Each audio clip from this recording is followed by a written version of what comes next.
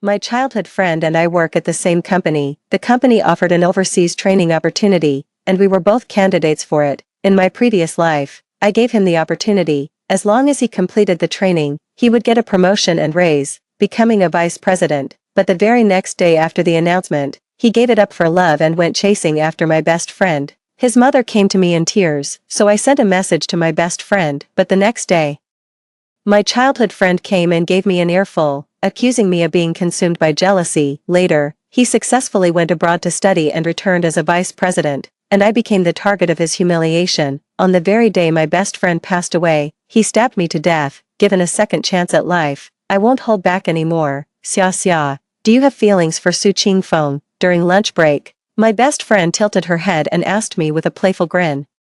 My chopsticks paused midair as my gaze grew distant, fixed on the food in my bowl. The company cafeteria had prepared all my favorite dishes today, yet I'd suddenly lost my appetite. Just as I was spacing out, someone flicked my forehead. I looked up and found my childhood friend Su Qingfeng standing there. We grew up together since childhood. His house was right across from mine. When my parents were often away, I'd stay at his place, eating together, sleeping over, and playing side by side.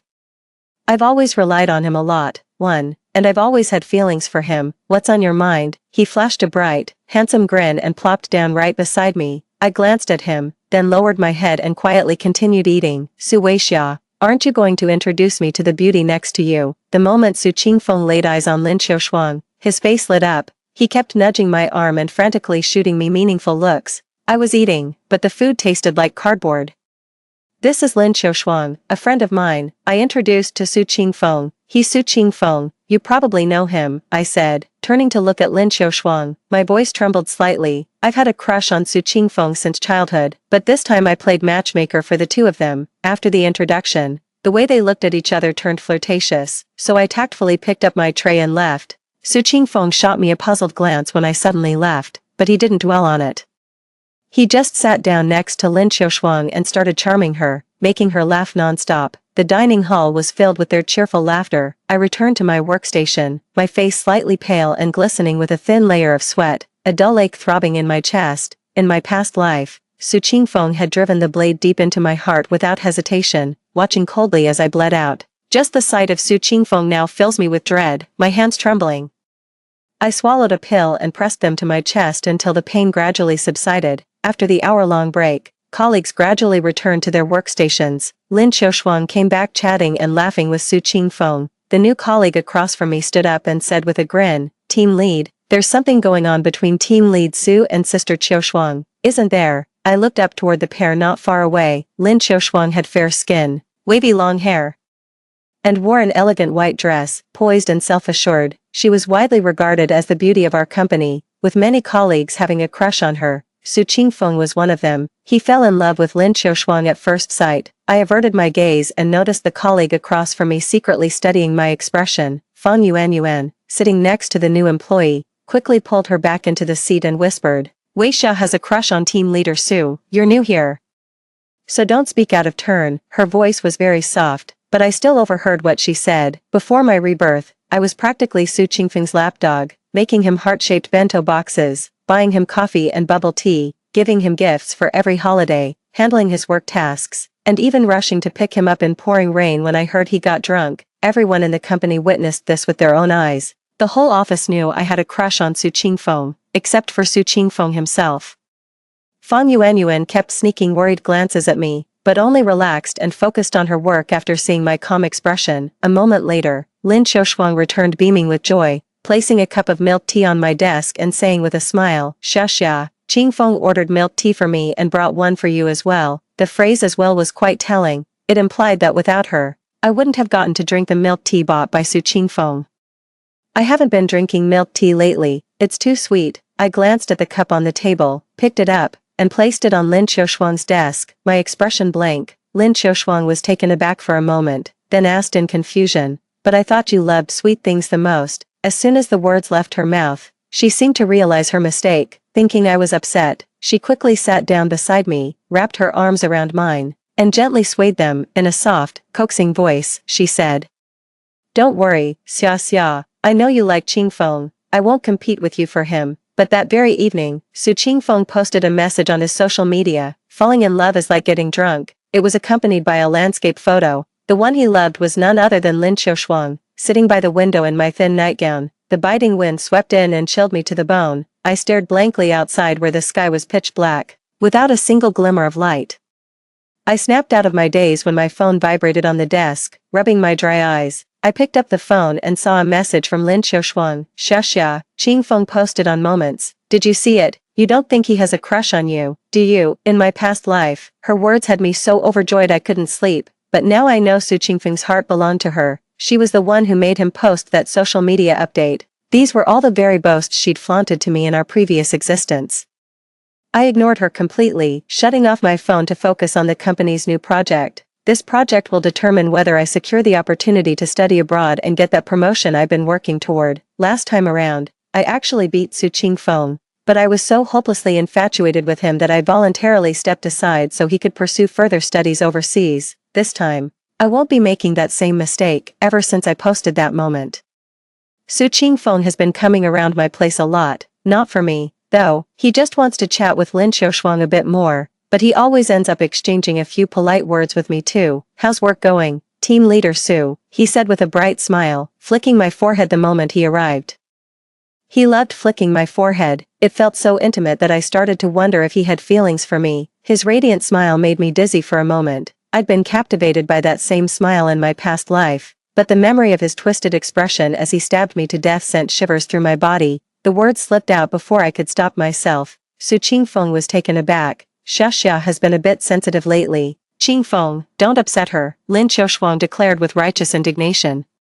Shoving Su Qingfeng aside abruptly, her words sparked murmurs among the surrounding crowd. They all thought I was being unreasonable and making a mountain out of a molehill. Su Qingfeng didn't even blame Lin Xiaoshuang for shoving him. Instead, he swiveled my chair around to face him, tilting his head as he said, Su Weixia, what's going on with you lately? Avoiding me is one thing, but you're not even bringing me lunch anymore. What? Are you rebelling against me? I turned my head to look at him. My eyes dim and tinged with a hint of fear. Su Qingfeng's smile froze. He didn't understand the meaning behind my gaze, but he suddenly felt an emptiness in his heart. Get to work. I gave him a calm, indifferent glance, my voice cold and devoid of any warmth. Su Qingfeng frowned slightly, then turned and stomped back to his workstation in a huff. Lin Xiaoshuang glanced at me, then at Su Qingfeng, the corner of her lips curling up almost imperceptibly. I kept typing with feigned calm, but my heart still ached with dull, throbbing pain. When evening came, my mother dragged me out of the house and handed me a steaming plate of dumplings, telling me to bring them to Su Qingfeng since he was home alone. Whenever my parents make something delicious, they always send some over to him. Delivering things to Su Qingfeng has always been my job, and I used to love doing it. I'd jump at every chance, but now, I don't want to see Su Qingfeng at all, not even a single glimpse. Mom, you go deliver it, I whispered. You go. My mom practically shoved me out the door, yelling after me, don't come back without delivering those. Staring at the steaming dumplings on the plate, I hesitated for a moment before finally knocking on Su Qingfeng's door. Su Qingfeng opened the door with a smile while still on a call, but his expression froze the instant he saw me. My best friend Lin Xiaoshuang's voice came ringing through his phone speaker. I handed him the dumplings.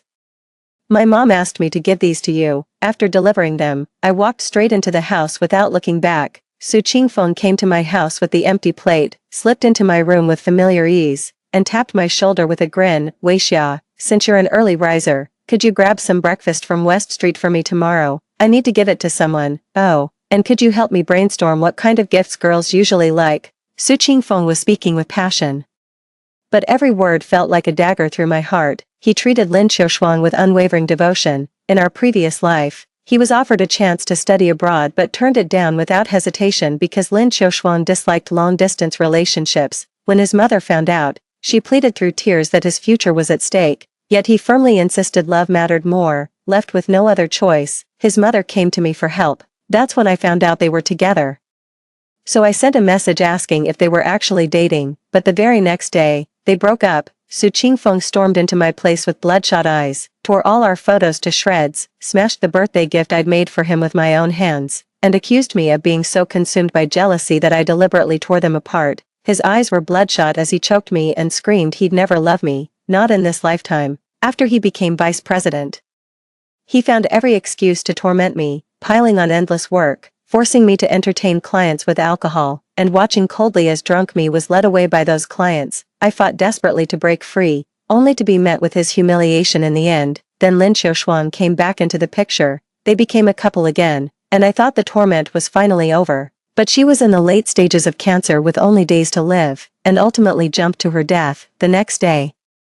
Su Qingfeng came to me with a suicide note, claiming I was the reason Lin Xiaoshuang developed depression and ultimately took her own life. To exact his revenge, he drove a knife into my heart without hesitation, twisting the blade to tear through my flesh. Su Weixia, you killed Xiaoshuang, I'll make you pay with your life. No, I didn't. I held his hands, but rage had blinded him. He drove the blade deeper, and as I stared into his furious eyes, mine welled with tears.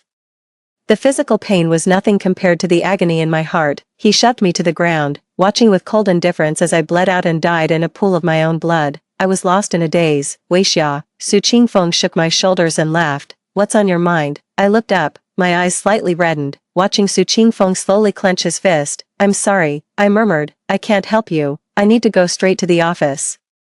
I used to take a detour of several kilometers to West Street just to buy breakfast for Su Qingfeng, but not this time. Su Qingfeng was taken aback. It was the first time I had ever turned him down. He thought I was just in a bad mood, so he didn't think much of it. 2 evenings later, while working overtime, I helped a new colleague organize an important document. After hesitating for a moment, I transferred the file to a USB drive, then locked up and went downstairs. I didn't leave right away.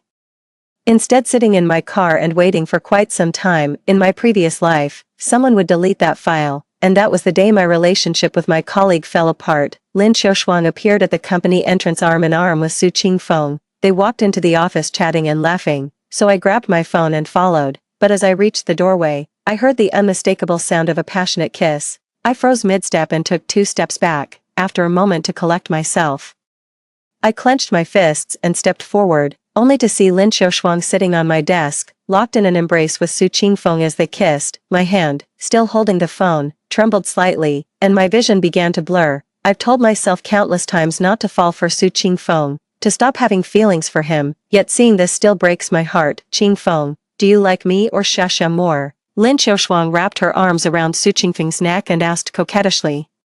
What kind of question is that? Of course I like you. I only see Weixia as a little sister. Su Qingfeng replied nonchalantly. Lin Xiaoshuang smiled smugly at his words. But Xiaoshuang, didn't you ask me to come open the door and get your bag? Where is it? Su Qingfeng looked around but couldn't find Lin Xiaoshuang's bag.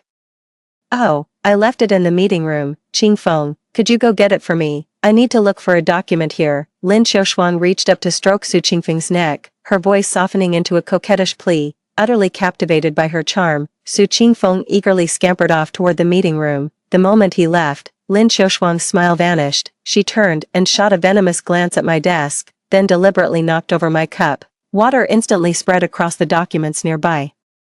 She then went straight to the desk of our new colleague Li Yu. After confirming no one was around, she opened the computer and deleted the file outright. As soon as I stepped into the office, I noticed everyone giving me strange looks. Looking up, I saw Lin Xiaoshuang holding a teary-eyed Li Yu, gently wiping her tears with feigned concern. Don't touch me. Don't cry. Maybe Xia didn't do it on purpose, Lin Xiaoshuang said. As soon as she said this, a team member who had always held a grudge against me fanned the flames, saying, she must have done it on purpose. Su Weixia has always been petty. Maybe you rubbed her the wrong way somewhere, and she's trying to mess with you. Hearing this, a faint smirk tugged at Lin Xiaoshuang's lips. Li Yu burst into even louder sobs upon hearing this, choking out, why is the team leader treating me like this? I just asked for her help because I didn't know how to wrap up the work.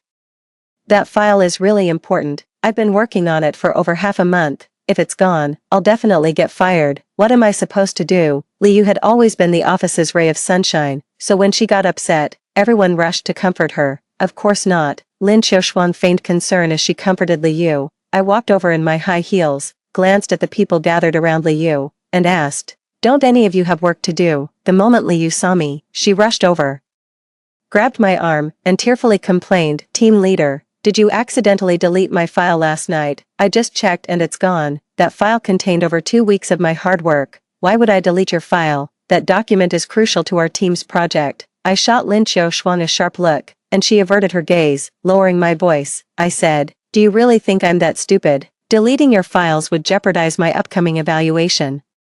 Liu thought about it and realized it made sense. Then who deleted my files? Team leader. I really need this job, Liu said, looking at me with pitiful eyes. I made a backup. I wiped away her tears and handed her the USB drive. Lin Xiaoshuang froze in place upon hearing this. She never saw that coming. Liu burst into tears of joy at the sight of the USB drive, showered my face with kisses, and exclaimed, Team leader. You're amazing. I love you. You're my savior from now on.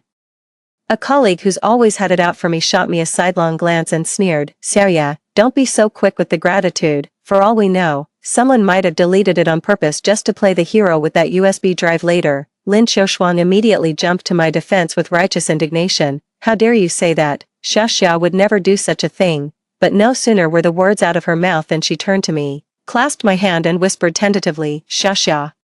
You didn't actually delete it deliberately, did you? Her question pointed the finger squarely at me. Sorry, but I recorded a video last night. Watch it and you'll see who deleted the file. My eyes turned cold as I raised my phone. Xia, did you really catch the person who deleted the file on video? Lin Xiaoshuang walked toward me, so nervous that she was breaking out in a cold sweat. I gave her a cold glare, and her eyes flickered away, but before I could play the video, my phone was snatched away. Su Qingfeng snatched my phone, furrowed his brow, and dragged me out of the office. Right in front of me, he pulled up the video and deleted it without even watching it, glaring at me angrily. He snapped, What gives you the right to record a video? Don't you realize you're making Xiaoshuang feel humiliated? She's your best friend. Su Qingfeng was only concerned about Lin Xiaoshuang's embarrassment, not about me being misunderstood or blamed.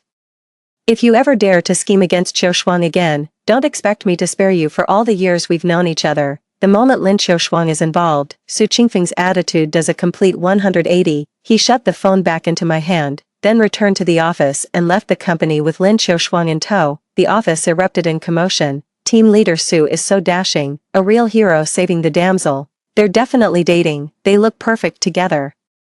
Their whirlwind romance instantly became the talk of the entire company. Su Qingfeng even took a few days off specifically to cheer Lin Xiaoshuang up and took her out. Meanwhile at work, I became known as that jealous woman who resented Lin Xiaoshuang. Everyone said I was jealous of her, jealous that Su Qingfeng liked her, and that I tried to frame her for deleting Liu's files. I never once mentioned Lin Xiaoshuang throughout the whole ordeal, yet this rumor spread anyway.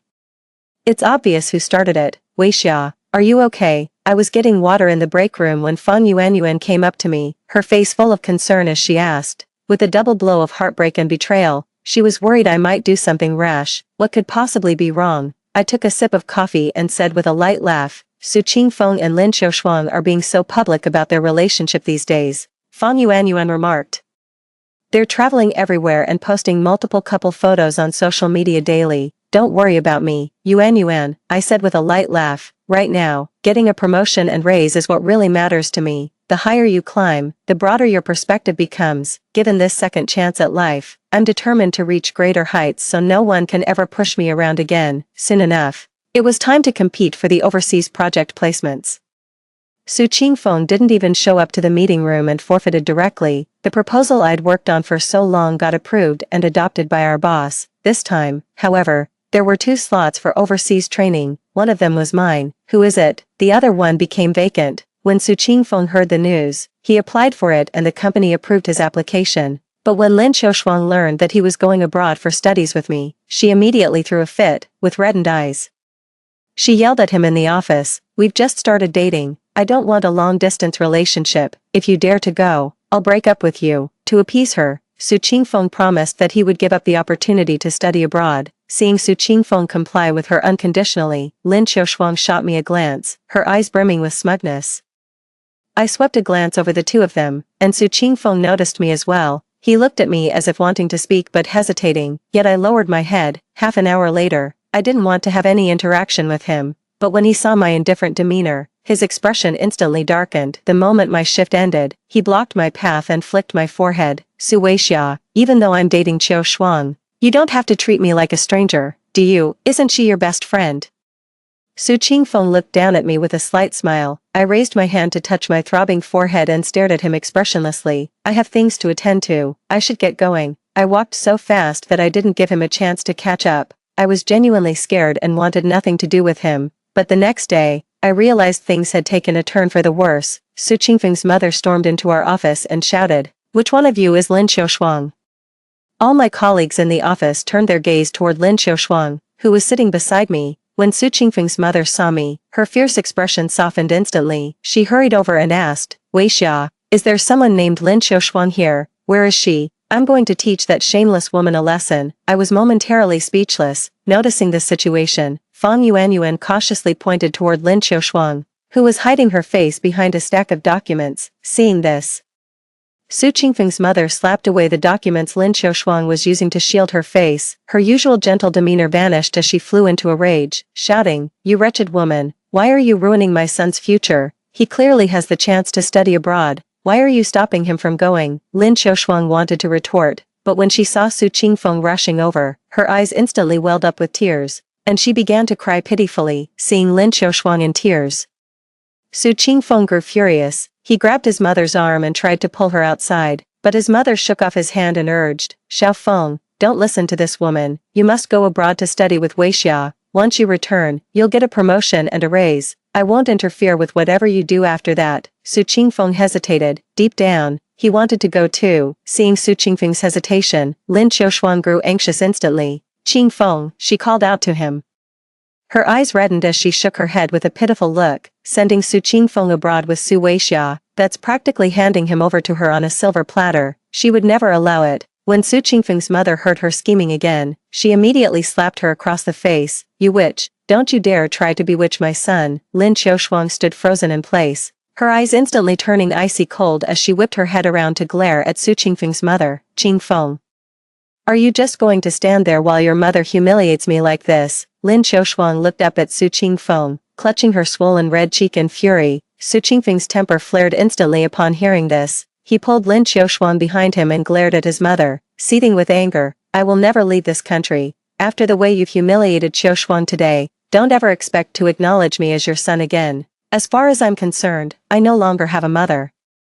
Su Qingfeng's mother staggered back 2 steps, so enraged she nearly collapsed on the spot. I rushed over to steady her. Seeing how pale she was with rage, I couldn't help but chide Su Qingfeng. No matter what, she's still your own mother. Su Qingfeng was still fuming. He shot me a glare before storming off with Lin Xiaoshuang. In his eyes, anyone who stood in the way of his relationship with Lin Xiaoshuang was the enemy. Su Qingfeng's mother had looked after me since I was a child. Seeing how distraught she was, I immediately asked for time off and took her home. The moment Wang Meifeng stepped into my home, she took my hand and promised, Wei Xia, don't you worry, no matter what happens, you're the only daughter-in-law I'll ever accept. Hearing this, I fell silent for a moment. There's no future left for me and Su Qingfeng. That evening, after my mother had soothed the weeping Wang Meifeng to sleep, I went out alone to buy her toiletries for the next day. After Su Qingfeng started working, his parents moved back to their hometown and only visited during holidays. That apartment became his personal property, a gift from his parents to help him settle down and start a family. But just as I reached the first floor, I ran into Su Qingfeng returning home, and Lin Xiaoshuang was with him. The moment Lin Xiaoshuang saw me, she marched straight over, her eyes red with hurt. Xia xia. She choked out, no matter how much you like Qingfeng, you can't resort to such underhanded tricks, trying to get his mother to break us up, and I considered you my best friend. You've gone too far. In this new life, I didn't message Su Qingfeng's mother, nor did I contact Lin Xiaoshuang, yet this accusation was still pinned on me. If you like him, I'll step aside and let you have Qingfeng. Just stop tormenting me, please. I have no one in this city, only this job to rely on. I truly can't compete with you, Lin Xiaoshuang cried out.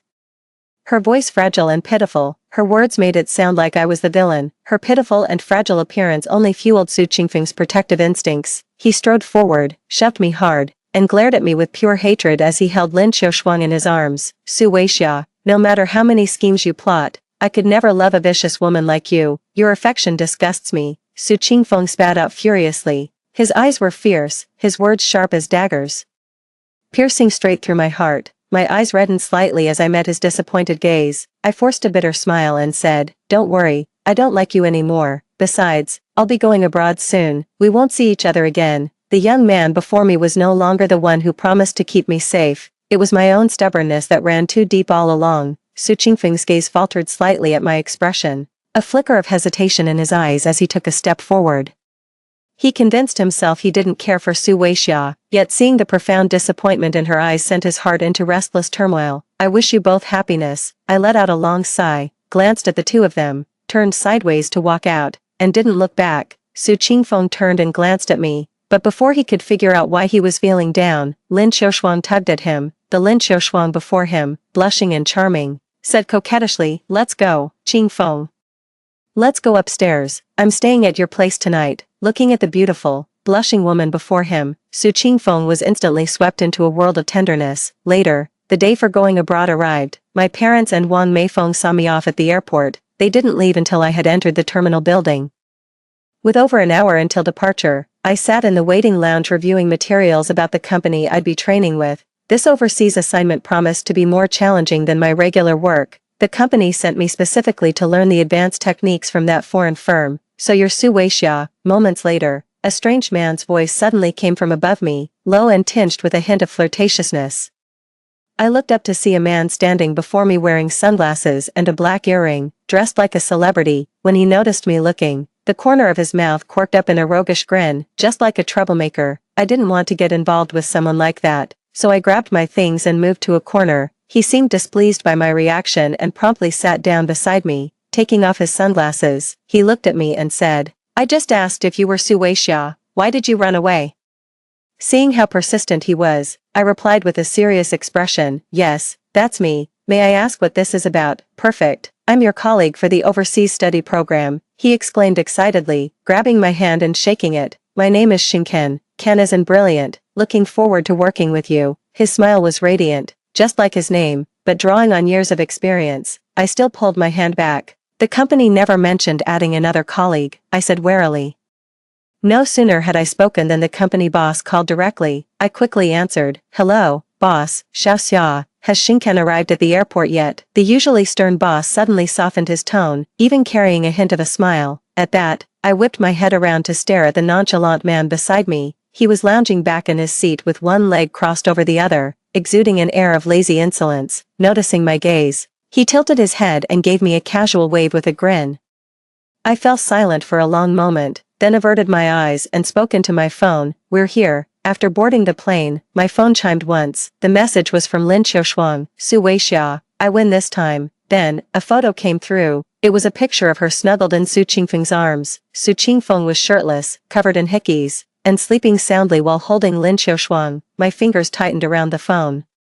My gaze fixed on the screen as my vision blurred and tears fell onto the glass. I'd been in love with Su Qingfeng for 10 years, ever since high school. He was that dashing young man, and I truly believed we were perfect for each other, that we'd end up together. But childhood sweethearts can never compete with fate's sudden arrangements. I had genuinely decided to stop loving him, but seeing him lying in bed with Lin Xiaoshuang sent waves of pain radiating from my chest through my entire body, leaving me breathless. "The first person you ever had feelings for is truly unforgettable." Shinken turned and froze when he saw my teary eyes, then frantically pulled out a tissue to wipe my tears. "Why are you crying all of a sudden? Are you afraid of flying? Is it really that scary?" he asked, puzzled. In the commotion, he accidentally glanced at my phone and saw a naked couple embracing each other. Everything suddenly made sense to him. "Did your boyfriend cheat on you?" "The next day." He made a guess and immediately started comforting me. "Don't cry. It's not that big of a deal. No need to shed tears over a guy like that. There are plenty of men in this world who are way better looking than that scumbag. Take me, for example. I've got the looks and the brains. Plus, I'm deeply passionate. I'm practically falling for myself." I turned my head to look at him. Shinkan's eyes were as dark as ink, deep and intense. His eyes crinkled as he grinned at me excitedly. "So, am I better than that guy?" I nodded and said, "You're more conceited than him." "What do you mean? Aren't I better than some scumbag?" Seeing I'd stopped crying, Shinken continued teasing me. "He's not my boyfriend. They're in a proper relationship." As the flight announcement signaled our imminent departure, I powered off my phone and turned to the window, quietly wiping away my tears. "So you've got a crush on him," Shinken remarked. "Just a pathetic infatuation that made him sick to even think about. Hardly worth mentioning." Meanwhile, Wang Meifeng rushed into Su Qingfeng's house straight from the airport. Seeing Su Qingfeng and Lin Xiaoshuang lying in the same bed, she flew into a rage and slapped the soundly sleeping Su Qingfeng awake. "Have you no conscience? Wei Xia is leaving the country and you couldn't even see her off. She's always been so good to you even if you don't have feelings for her. You should at least show some basic human decency." Wang Meifeng's hands trembled with fury. Seeing the two lying together, her heart sank with final disappointment. Su Qingfeng opened his bleary eyes, shielding Lin Xiaoshuang behind him as he snapped, "Mom, will you ever stop? If Su Weixia wants to go abroad, just let her, even if she dies, it's none of my business." Wang Meifeng's heart sank. She never imagined the son she had raised for over 20 years could utter such cruel words. She glanced at the two of them, completely disheartened, and said flatly, "Do whatever you want from now on, your father and I won't interfere anymore." After that, Wang Meifeng never visited Su Qingfeng again. Su Qingfeng, however, remained unfazed and settled into a quiet life with Lin Qiushuang, but during holidays, the sight of his empty fridge unsettled him. His mother used to stock it full during visits, yet she hadn't come since last time, not even a phone call. Still, he thought nothing of it, but that evening, he was swamped with work and instinctively brought a project to Su Weixia's office, hoping she could lend a hand. Su Weixia had never been one to turn him down. "Where's Weixia?" He glanced at the empty office chair and asked without thinking. Fang Yuanyuan looked puzzled. She lifted her head and immediately spotted the documents in his hand. With a hint of displeasure, she said, "Team Leader Su, have you forgotten already? Weixia went abroad for her studies a while ago. She can't help you now. You'll have to handle your own work." Su Qingfeng was momentarily taken aback. He had been so swamped that he'd forgotten Su Weixia had gone overseas. He glanced down and saw that her desk was empty, save for a small succulent plant that probably cost around 10 yuan. It was the one he had given her. When he first came to the company, he saw a street vendor downstairs and bought something on a whim. Casually giving it to Su Weixia, he remembered how delighted she seemed at that moment. Yet when Su Weixia packed up all her belongings, she left behind the very gift he had given her. Qingfeng, returning from the break room, Lin Qiushuang spotted Su Qingfeng and ran toward him with a smile, immediately wrapping her arms around his. "You're here to see me, aren't you?" She beamed. Su Qingfeng gave an acknowledging grunt. "I should get back to work then," Su Qingfeng said absent-mindedly, waving the file in his hand. Lin Qiushuang nodded with a smile, glanced around the office, then strode back to her desk with her head held high, her face glowing with delight. "Su Qingfeng isn't here for you, he's looking for Weixia," Fang Yuanyuan remarked while typing on her keyboard. Lin Qiushuang's smile instantly froze. "Don't be a sour grape, Su Weixia left ages ago. Why would he come looking for her?" Lin Qiushuang retorted skeptically, casting a sidelong glance at Fang Yuanyuan with a hint of sarcasm. Fang Yuanyuan smiled without saying a word. Lin Qiushuang grew flustered seeing how composed she looked, and made a phone call as soon as she got off work. Bzzz. The phone on the table vibrated. Shinken glanced at the phone, saw the word bestie pop up on the screen, turned to look at me in the kitchen, and called out, "Weixia, your bestie is calling." My hand stilled for a moment as I was scooping rice. "I only have one best friend, Lin Qiushuang. We've been inseparable since college, and I always thought we'd be best friends forever." But she framed me using those text messages, and even went so far as to use her own death to provoke Su Qingfeng into killing me. I scooped rice into bowls and walked out, hanging up the phone without hesitation. But moments later, Lin Qiushuang started bombarding my phone with frantic messages. A quick glance told me the gist was to stay away from Su Qingfeng, though I'd already blocked all his contacts long ago, so I blocked her right then and there. Shinken glanced at me with a chuckle, then dug into the meal I'd prepared without ceremony. I fell silent. The company put us up in the same apartment building, but Shinken couldn't cook to save his life. He'd always mooch meals off me. After a few days, he probably felt bad about it and started pitching in with grocery runs and dishwashing. The new technology the company wanted to develop was challenging, so I made a point of staying at the factory every day to study it, but Shinken was always sneaking out, and management never seemed to care. I had no idea what he was up to, nor did I particularly want to know. My only focus was nailing the company's assignments so I could get that promotion and raise back home. Seasons came and went, one day blurring into the next, and just like that, 2 years slipped by. I was summoned back by my boss on a spring afternoon. I had hoped to wait for Shinken so we could return together, but my boss insisted I come back first. The moment I returned, I was promoted to vice president of the company. On my first day back at the office, I dressed in a sharp yet comfortable outfit, a white shirt under a blazer. I'd curled my hair and put on makeup, and the moment I walked in, every head turned my way. I wasn't the least bit surprised by their reaction. "Hello everyone, I'm Su Weixia, the newly appointed deputy director." I walked in my high heels toward Lin Qiushuang, whose face was full of shock, stopped at my former workstation, and glanced around at everyone as I spoke. Seeing this, Fang Yuanyuan started clapping, and the others quickly followed suit. "Team leader, you're finally back. I've missed you so much." Li Yu, who used to be quite reckless, had matured a lot, but the moment she saw me, she still threw her arms around me without a second thought. I've missed you too. I chuckled softly. Su Qingfeng heard the noise and approached, pausing briefly at the sight of the familiar figure, his pupils contracting slightly. He called out with a mix of doubt and hope, Weixia. My eyes widened faintly as a dazed sensation washed over me. Even after 2 years, I could still recognize Su Qingfeng's voice, but before I could move, Lin Qiushuang hurried toward Su Qingfeng, linked her arm with his, and walked over to me, calling out with a smile, Qingfeng and I are getting married next week. You all must come. At her words, everyone turned to look at me in unison. Congratulations, I said with a slight smile. Everyone breathed a sigh of relief when they saw me smile, but Su Qingfeng frowned. He stared straight at me, trying to detect a different emotion in my eyes, but found nothing. Is everyone here? A warm, deep male voice rang out. Hearing that familiar voice, I was taken aback. Turning toward the door, I saw Xingkan standing there, whom I hadn't seen in a long time. He was dressed as stylishly and strikingly as ever, still wearing his black earring. Where did this hottie come from? So handsome. All the women in the office stood up, staring at him with unwavering intensity. Xingkan was truly striking, with sharp, well-defined features. His smile was radiant and charming, captivating anyone who looked at him for more than a moment. He walked toward me and pulled me into a tight embrace. His large hand patted the small of my back, his voice low and suggestive. Seeing this, Su Qingfeng's face instantly darkened. He rushed over, pulled us apart, and forcibly dragged me out of the office. Lin Qiushuang chased after us when she saw what happened. He dragged me up to the company rooftop, which is usually where employees take their afternoon breaks. But since it was work hours, the place was nearly empty. My wrist ached from his tight grip. I winced and had to use all my strength to pull my hand back. Before I could even speak, Su Qingfeng started interrogating me. What's your relationship with that guy? Are you two together? What's it to you? I gave him a cool, dismissive glance. My calm expression only infuriated him more. I'm just looking out for you, he snapped. That guy is bad news from the moment you lay eyes on him.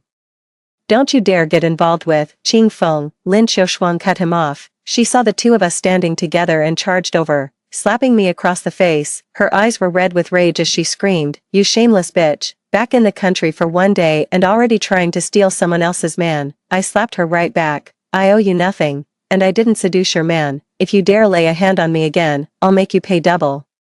I shot her a cold glare before turning and heading back to my office. The company set up a private office for me and even assigned me a secretary, and it's a male secretary. I tilted my head to glance at Xingkan, who was holding an ice pack to my face, took the ice from him, and motioned for him to sit down. Looking at his still carefree demeanor, I asked in confusion, how did you end up as my secretary? After studying abroad, shouldn't you have gotten a promotion like I did? I appreciate your confidence in me, Manager Su, but with my skills, how could I possibly get promoted? Xingkan replied with a laugh. Fair point, I said thoughtfully. Back when he was studying overseas, Xingkan was never consistent with his efforts. He'd work hard 1 day and slack off the next. He probably didn't learn much, which is why he was assigned to be my secretary. What do you mean by that's fine? At least try to sweet-talk me a little. Xingkan looked genuinely hurt. For some reason, I found his expression amusing and couldn't help but chuckle. But when I glanced sideways, I spotted Su Qingfeng standing outside the door. My office was set up right next to his workstation, and I could see his desk just by looking up. When he saw me smile, his face flushed with anger, his eyes fixed on me with an intense glare, but I ignored him and motioned for Xingkan to close the door. On my first day in the position, I reviewed the previous projects and immediately spotted an issue. There's an error in this expense report. Fix it and bring it to my office. I placed the file on Lin Qiushuang's desk. She's now the team lead in my former position, and the issue lies with the part she handled. But the moment I turned around, she abruptly stood up, her chair crashing to the floor with a loud bang that startled the entire office. With red-rimmed eyes and a face full of resentment, she glared at me and said indignantly, is this just because Qingfeng doesn't like you? Do you have to take it out on me? Her words immediately sparked murmurs throughout the office, with everyone thinking I was targeting Lin Qiushuang. Work is work. I would never mix personal feelings into it. Besides, your expense report clearly has issues. If you can't even handle this properly, then you're not fit to be team lead, I said expressionlessly. Fang Yuanyuan leaned in for a closer look, her brow furrowing at the figures on the document. Team leader Lin, you've added a few extra zeros here, she remarked. Vice President Su only asked you to make corrections. Why are you pinning such a serious accusation on her? Lin Qiushuang glanced down at the document, a flicker of panic in her eyes. she had indeed made a mistake, but the situation had already escalated beyond her control, leaving her unsure how to resolve it. I could see her unease, but I had no time to waste on her.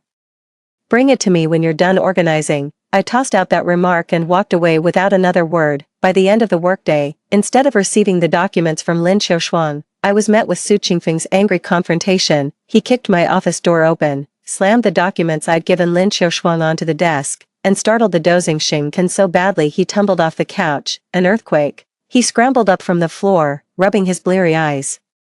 Su Qingfeng grew even more furious upon seeing Xingkan. He slammed the desk and shouted, "Su Weixia, if you have a problem, take it up with me. Stop bullying Qiu Shuang by dumping all the grunt work on her. She's just a delicate woman. Asking her to revise a document counts as bullying now," I retorted, my gaze turning icy. "Don't you have a secretary to boss around? What gives you the right to order Qiu Shuang? Let her sleep in the office." Su Qingfeng glared at Xingkan, who had so little to do that he was napping. The thought of Lin Xiaoshuang, so wrong she was in tears, made his blood boil. Hearing this, I furrowed my brow. Hey, what do you mean I'm sleeping in the office? It's after hours. Where I sleep is none of your business. Xingkan had had enough. Pointing at the wall clock, he said in disbelief, "It's right there. How can you not see such a huge clock? And what do you mean by bullying?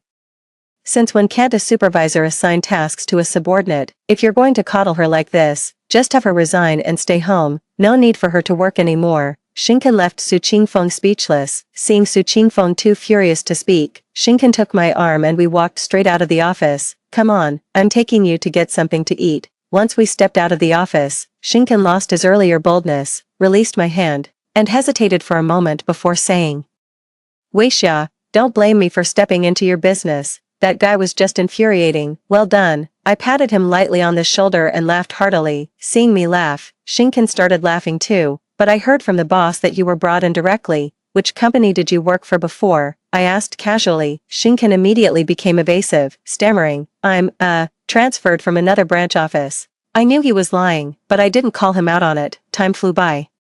And soon it was time for Su Qingfeng and Lin Xiaoshuang's wedding. They invited all our colleagues from the company, except for me. Su Qingfeng didn't even invite his own parents. Apparently, Lin Xiaoshuang didn't want to see them. I looked at Su Qingfeng's parents and felt a pang of unease. It's fine if they didn't invite me. I didn't want to go anyway, but the groom's parents not being there just doesn't sit right. But before long, Su Qingfeng, who was supposed to be at the hotel for his wedding, showed up at my doorstep, with Lin Xiaoshuang in her wedding dress right behind him, just in time to hear his confession to me. "Weixia, will you be with me? If you say yes, I won't go through with the wedding." Su Qingfeng looked at me, his eyes full of hope. During the 2 years Su Weixia was away, he often thought of her, counting down the days until her return, but the moment she came back, she brought Xingkan with her. In a moment of confusion, he agreed to marry Lin Xiaoshuang.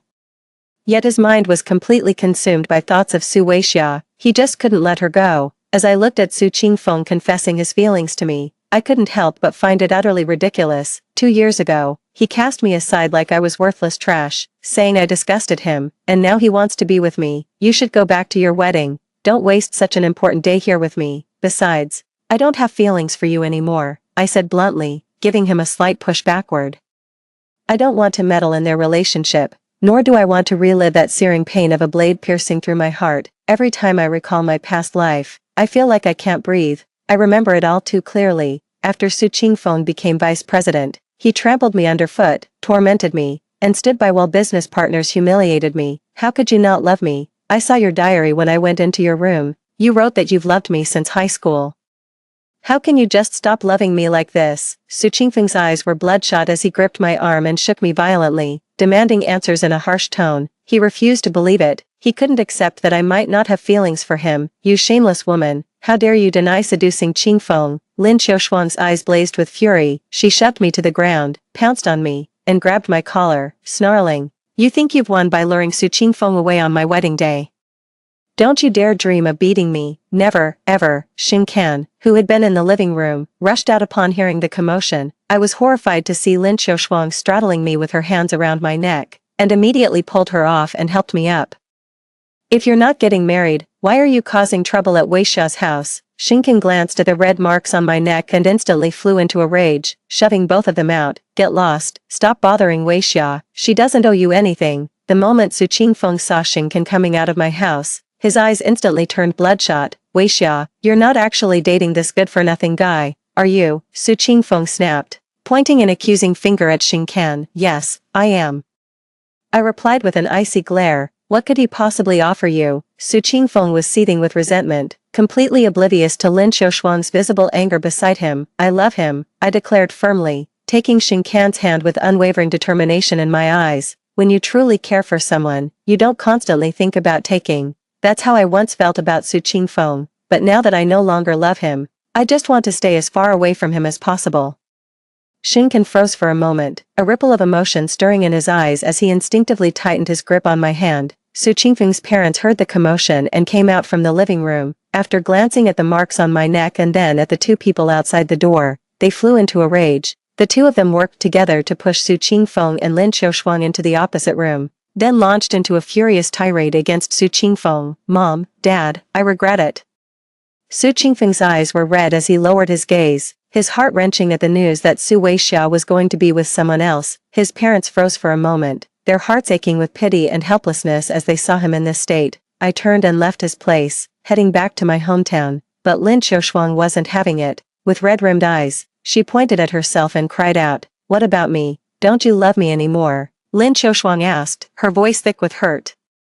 Eyes glistening with unshed tears. Then do you love me? Su Qingfeng shot back abruptly. Lin Xiaoshuang paused for a moment before snapping back to reality, clinging to Su Qingfeng's arm. She coaxed, "Of course I love you. I love you more than anyone else, more than Su Weixia ever could." Her eyes darted away as she spoke these words. Su Qingfeng shoved her away abruptly, his gaze swept across the bleak, grimy room before letting out a bitter laugh. With bloodshot eyes, he choked out, "If you really loved me, why wouldn't you think about our future? Why never consider my situation? Don't you realize I've run out of money to support you?" Ever since Lin Xiaoshuang moved in with him, he had been footing all the bills, rent, groceries, everything. Lin Xiaoshuang never lifted a finger. He cooked all the meals, handled every household chore, yet she splurged on designer clothes and handbags every single week. He'd blown through years of savings just to keep up with her demands. He was driving himself insane, broke, stuck in a dead-end job with no promotion in sight, and not even a raise to show for it. After Su Weixia left, his life spiraled into complete chaos. He couldn't stand living like this anymore. Qingfeng, noticing his distress, Lin Xiaoshuang switched to a gentle approach. She took his hand and coaxed, "Let's make this work." "Okay, I'll be more careful with money from now on." Su Qingfeng remained silent, exhaustion weighing him down. He sent out messages to dismiss the dozen or so guests who had gathered for their wedding celebration. It was supposed to be their wedding day, yet only colleagues showed up. Lin Xiaoshuang had even barred his parents from attending. This whole ceremony felt meaningless, just another one of her impulsive whims. The bedroom door clicked shut. Lin Xiaoshuang was locked out, her face instantly darkened, and she clenched her fists, hearing noises outside. Lin Xiaoshuang hurried to the door and listened intently. "No need to see me out, I'll head back on my own. But I still want to say, your cooking remains absolutely delicious," Xingkan said, gazing at me with a touch of reluctance in his eyes. "Today, I trailed off, looking at him hesitantly before lowering my voice to apologize. "I'm sorry, I shouldn't have called you my boyfriend. You shouldn't have been dragged into this. I thought it was something serious. Why so formal?" Xingkan chuckled. I stared into his eyes, momentarily stunned. A clear sense of disappointment flickered in the depths of his gaze. "Well, I'm really going now. My friend asked me to grab drinks at the bar." Xingkan glanced at me, pointed toward the elevator, and started walking in that direction. But he kept looking back every couple of steps, seeming quite reluctant to leave. "Shall I walk you out?" I asked, sighing as I noticed he'd barely made any progress after all that time. "All right." Xingkan immediately changed his tune, replying with a beaming smile. After the two of us had walked further away, Lin Xiaoshuang emerged from the room. She stared at the closed elevator doors, gripping her phone tightly, a venomous glint flashing in her eyes. "Su Weixia, if I'm going down, I'm taking you with me." With that, she followed after them. The next day, rumors started spreading around the company that I was keeping Xingkan as a sugar baby, that he used to work as a bar host and I pulled strings to get him hired as my secretary. The gossip spread like wildfire, and there were even photos to back it up. One photo shows Xingkan patting my head, the other is a picture of Xingkan taken inside a bar. I saw both photos, and the one with Xingkan and me was clearly taken downstairs at my place. At the time, a dry leaf had landed in my hair, and Xingkan helped me remove it. That's how that photo came to be. I didn't even have to think twice to know who took them. There's no one else but Lin Xiaoshuang. I didn't want to bother with these baseless rumors, but those in the office who have it out for me started mocking my relationship with Xincan, even speculating about which bar he works at and making him out to be worthless. I slammed the documents onto Lin Xiaoshuang's desk. Lin Xiaoshuang sneered coldly and said, "What do I have to apologize for? I'm open and honest about my relationship, unlike someone who started scheming as soon as they got promoted, and probably has more than just Xincan in the picture, right? What nonsense are you spouting? My relationship with Xincan is completely innocent. Don't think you can make up lies just because you snapped a couple of photos." I clenched my fists and said angrily. The people in the office, seeing how agitated I was, started whispering even more loudly. "The boss will be here soon. Once we check how Xincan got hired, we'll know the truth." I refused to believe just anyone can waltz in and become the vice president's secretary without proper procedure. Lin Xiaoshuang sneered. She had already checked with HR. Xincan was hired without even going through an interview. Something's definitely wrong here. The moment I heard the boss was coming, I panicked and snapped, "If you have a problem, take it up with me. Xincan has nothing to do with this." Lin Xiaoshuang leaned close to my ear and hissed in a voice only we could hear, "Su Weixia, since you made me the laughingstock of the entire company, don't expect to get off unscathed either. Don't you dare." I gritted through clenched teeth, but the next moment, the boss rushed in, walked up to Lin Xiaoshuang, and asked anxiously, "What's wrong with Xincan? You just called me saying something happened between Xincan and Wei Xia." "Boss, it's nothing, just a personal matter. I can handle it," I quickly said. "Xincan absolutely must not be fired because of me." The boss had just breathed a sigh of relief when Lin Xiaoshuang pushed past me, stepped up to the boss, shot me a cold glare, and started tattling. "Boss, there's an employee who got in through connections, and what's more, they don't even have an education. Shouldn't we get rid of someone like that? Just look at Xincan's thuggish appearance. Anyone can tell he's uneducated. Only a man like him would stoop to chasing Su Weixia." The boss frowned and snapped, "Who got in through connections, and has no education? We're a subsidiary of Xing Corporation. For heaven's sake, who dares pull strings right under my nose?" Xincan strolled in through the entrance, leisurely carrying breakfast from the West Street food stall. "What's the big commotion this time?" he chuckled, seeing the crowd gathered together. The moment Lin Xiaoshuang spotted him, she couldn't resist stirring the pot. "Boss, it was Vice President Su who's keeping Xincan as his sugar baby. He even pulled strings to get him hired as a secretary, but Xincan is just some bar host. How could someone like that possibly handle this kind of work?" "What?" the boss exclaimed, his face a mask of shock. Xincan's smile froze upon hearing those words. Just because he took some time off to grab breakfast, suddenly he's a bar host, and someone's sugar baby. "Boss, you have to fire Xincan, and Su Weixia needs to be severely punished. Xincan treats the company like his own home, coming and going as he pleases. There's no discipline at all." Seeing the boss's expression change, Lin Xiaoshuang continued, "She's always had a good relationship with the boss and has introduced him to plenty of big shots in private, with just a word from her. Those two are bound to face consequences." "Lin Xiaoshuang, don't push your luck," I snapped, my anger boiling over. I glanced sideways at the boss and, noticing his hesitant expression, quickly stepped forward to explain, "These are all Lin Xiaoshuang's baseless assumptions. Xincan and I are simply in a professional superior-subordinate relationship." I had no idea how Xincan got into the company and felt completely in the dark about it. Watching the boss approach Xincan, I grabbed his arm and declared with unwavering determination, "If you fire Xincan over these fabricated accusations, I'm quitting too." Su Qingfeng had been watching the drama unfold from the doorway, but upon hearing this, he stepped in to intervene. "Weixia, why are you going this far for someone like Xincan? Isn't this the job you've always dreamed of?" He stepped in to stop me, pulling me aside, but even as I said this, the boss still walked over to Xincan. "Are you really being kept?"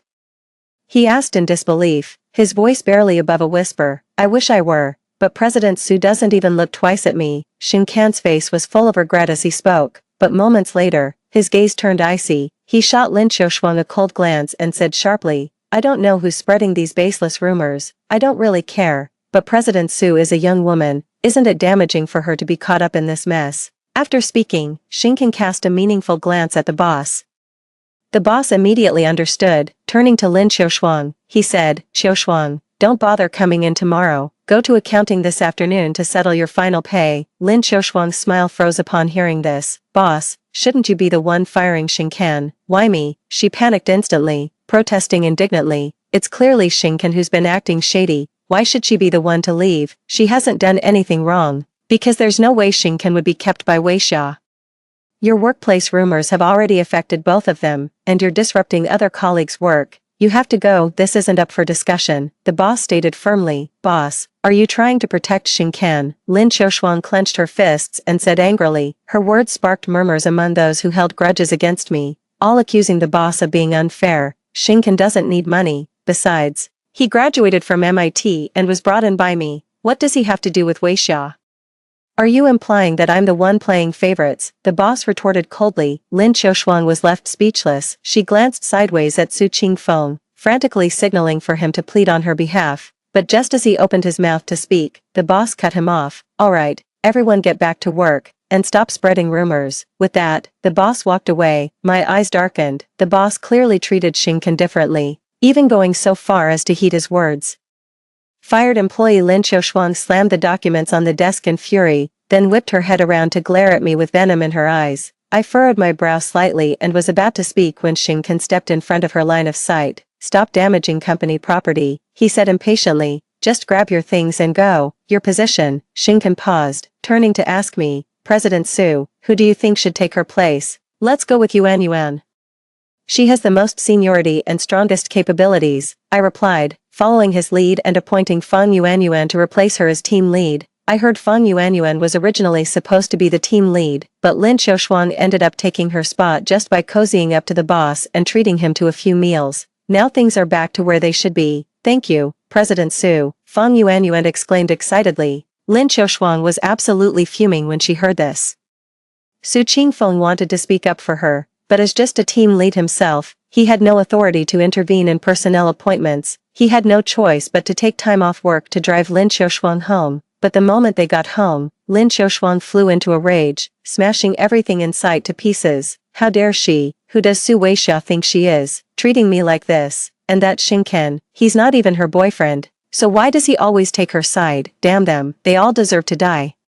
Lin Qiushuang's eyes were bloodshot as she viciously stabbed a sofa cushion with a fruit knife. What did you say? Weixia isn't with Shinken, Su Qingfeng exclaimed, his voice trembling with emotion. What business is it of yours who she's with? You're not allowed to like her, you can only like me, Lin Qiushuang shrieked hysterically. Su Qingfeng watched her outburst, his brow furrowed deeply. Before they got together, Lin Qiushuang had been gentle and sweet, but the moment they became a couple, she completely changed. This transformation both frightened and repulsed him. After Lin Qiushuang finally calmed down, Su Qingfeng left for the office, but when he returned home, Lin Qiushuang was nowhere to be found. Just as he was about to call her, he saw the bank card transaction alert. His bank account balance showed a mere 0.05. All his savings of 100,000 were gone. Lin Qiushuang had the card and knew the PIN. She must have spent it all. Su Qingfeng was completely devastated. This was his entire life savings. Without that money, he wouldn't even have enough to eat this month. He frantically called Lin Qiushuang over and over, but no one ever picked up. And his messages went unanswered. Lin Qiushuang, he roared, kicking the table hard, his chest burning with fury. For the next few days, he survived on instant noodles, but while eating, he suddenly broke down in tears, completely falling apart. If only he had realized sooner that the one he truly loved was Su Weixia. If he had been with her and gone abroad to study together, he wouldn't have had to suffer through all this. He's desperately missing Su Weixia right now. Weixia. I had just returned from dinner and a movie with Shinken, and was about to unlock the door when I heard someone call my name from behind. A bit startled, I slowly turned my head. Su Qingfeng looked utterly exhausted, with messy hair and heavy dark circles under his eyes, a far cry from the radiant, cheerful man I used to know. I glanced around his room. The whole place was in disarray, with a cup of instant noodles sitting on the desk. My expression darkened as I tightened my grip on the keys and murmured, "Is something wrong? I can't muster an ounce of sympathy for him anymore. In my previous life, he forced me to drink until I landed in the ICU, nearly died on the streets, lived in constant fear every day, and was ultimately stabbed to death by him. I truly cannot bring myself to feel sorry for him." Weixia. His eyes instantly reddened as he looked at me, voice choked with emotion as he called my name. I looked up at him with an indifferent gaze. Su Qingfeng's heart was pierced by my cold stare. Trembling, he gripped my hands, his eyes red as he pleaded, "Weixia, I've finally realized, I don't love Lin Xiaoshuang, it's you I love. When I saw you with Xingcan, my heart ached so much I could barely breathe. I truly love you, he wept, pouring out his devotion. Hearing this, my eyes grew moist and reddened. He thought I was moved by his words, stepping forward to embrace me as he pleaded, Wei Xia. Give me a chance, let's start over, okay, I'll cherish you for the rest of my life. His words were tender and sweet. In a past life, I would have believed him, but he hurt me too deeply. The pain still lingers. It hurts so much I can't breathe. I shoved him away, unable to contain my fury any longer, jabbing a finger at my own chest. I spat. I told you I loved you before, but you stabbed me right in the heart. How dare you say you like me now? Do you think I, Su Weixia, am cheap and easy to push around, someone you can just summon and dismiss at will? Weixia, I'm not. Su Qingfeng wanted to explain himself, but he had no defense. I couldn't hold back a cold laugh, but my eyes reddened, burning with a stinging heat. I tried to force the tears back, yet they still escaped and trickled from the corners of my eyes. Su Qingfeng, you don't deserve to talk about liking anyone, and I will never like you again. I wiped away my tears and poked him hard in the chest. With that, I turned and went back to my room. I paused in the entryway to collect myself before going inside. Weixia, dinner's ready, my mother called out the moment I stepped in. I later found out that my neighbor Su Qingfeng had stood outside our house all night. Even if he gets down on his knees now, I won't look back. Xingcan suddenly asked me to meet at a bar, the same place where I'd endured so much humiliation in my past life. I didn't want to go, but he insisted. So I went to take a quick look, I answered. The moment I arrived, several people around him stood up. Hello, boss lady, hey, sis-in-law, they all shouted in unison. I noticed everyone was looking in my direction, so I glanced behind me but didn't see anyone else. Are you talking about me? I asked, pointing at myself in confusion. Who else would I be talking about? Sister-in-law, why don't you sit next to big brother? It'll be easier to chat. A man in a suit pulled me over to Xingcan's side and gestured for me to sit down with a smile. Big brother. I tilted my head to look at Xingcan. Maybe he'd had a bit to drink. His face was flushed, and his gaze held a hazy, ambiguous warmth. Even so, I'm not your sister-in-law. I glanced around at everyone and said with a light laugh, but moments later, I realized they all looked somewhat familiar. Racking my brain, it dawned on me that these were all successful scions from affluent families, each with substantial assets, and Xingcan, Xing, the chairman of the Xing Corporation, a global top 10 conglomerate, also shares that surname. His name is Xing Shiming. Who is Xing Shiming to you? I turned my head and asked Xingcan. His father, of course, didn't you know? Sis, bro, that's not cool. How could you keep your family background from your wife? One of them spoke up indignantly on my behalf. Xingcan shot him a cold glare at those words, realizing he had spoken out of turn. The man immediately shut his mouth. I nodded, picked up my bag, and said with a hollow smile, great, well, if there's nothing else, I'll be on my way. Xingcan quickly grabbed my hand and pulled me back onto the couch, softening his voice as he said, are you upset? Why would I be upset? It's none of my business, I replied with a laugh. The person who had spoken earlier, noticing the tension between us, quickly stepped forward with a bottle of alcohol and a guilty expression, saying, my mistake, I shouldn't have spoken out of turn, I'll punish myself with a bottle. With that, he started drinking straight from the bottle. That's hard liquor, it could get dangerous. I'd been forced to drink the exact same stuff in my past life, and I knew exactly how much it would hurt. I snatched the glass from his hand and urged, I'm not angry anymore, please stop drinking. Hearing this, the man finally cracked a smile, relieved to see he was okay. I settled back next to Xingcan and asked, you didn't call me over just to watch your buddy drink, did you? Of course not. He gave my arm a light tap and tilted his chin toward the front. Following his gaze, I focused my eyes and my pupils contracted. It was Lin Xiaoshuang. Su Qingfeng had been searching for her for half a month. Yet here she was in a bar, surrounded by several men who looked like they had deep pockets. She was dressed head to toe in designer labels, laughing happily and clinking glasses with the men as they drank. Do you know Lin Xiaoshuang? She often comes here for drinks and knows quite a few big shots. I heard she dumped her broke boyfriend and found herself a wealthy one. The guy with his arm around her waist is her current boyfriend. My gaze darkened as I tugged lightly on Xingcan's sleeve and whispered, I want to go home. I don't want to hear anything about Lin Xiaoshuang right now, and I have no interest in what happens to her in the future. I'll drive you. Xingcan grabbed his car keys, glanced at the group still drinking, and declared generously, it's on me tonight. You all keep enjoying yourselves. I'm heading out first. Hearing that, I quickened my pace. Xingcan and I were from completely different worlds. Weixia, what's wrong? He grabbed my arm, noticing my expression had shifted, and hurriedly apologized. I'm sorry, I shouldn't have invited you over without asking, Shinkan. I looked up at him. He responded. I gazed at the man before me, his eyes clear and profound, his features strikingly defined. Shinkan was truly handsome. Actually, we're not really right for each other, I said softly. I know Shinkan has feelings for me, but we're just from two completely different worlds. Shinkan froze for a moment upon hearing this. Let's talk in the car, he said, pulling me into his vehicle. You've been drinking, you shouldn't drive, I reminded him as I saw him take the driver's seat. I didn't drink, Shinkan said. You didn't. But why was your face so red just now? I asked, puzzled. Shinkan chuckled, tilting his head to look at me, and murmured, maybe I blush when I see someone I like, Weixia, don't you? My cheeks grew warm. Alright, tell me why we're not compatible.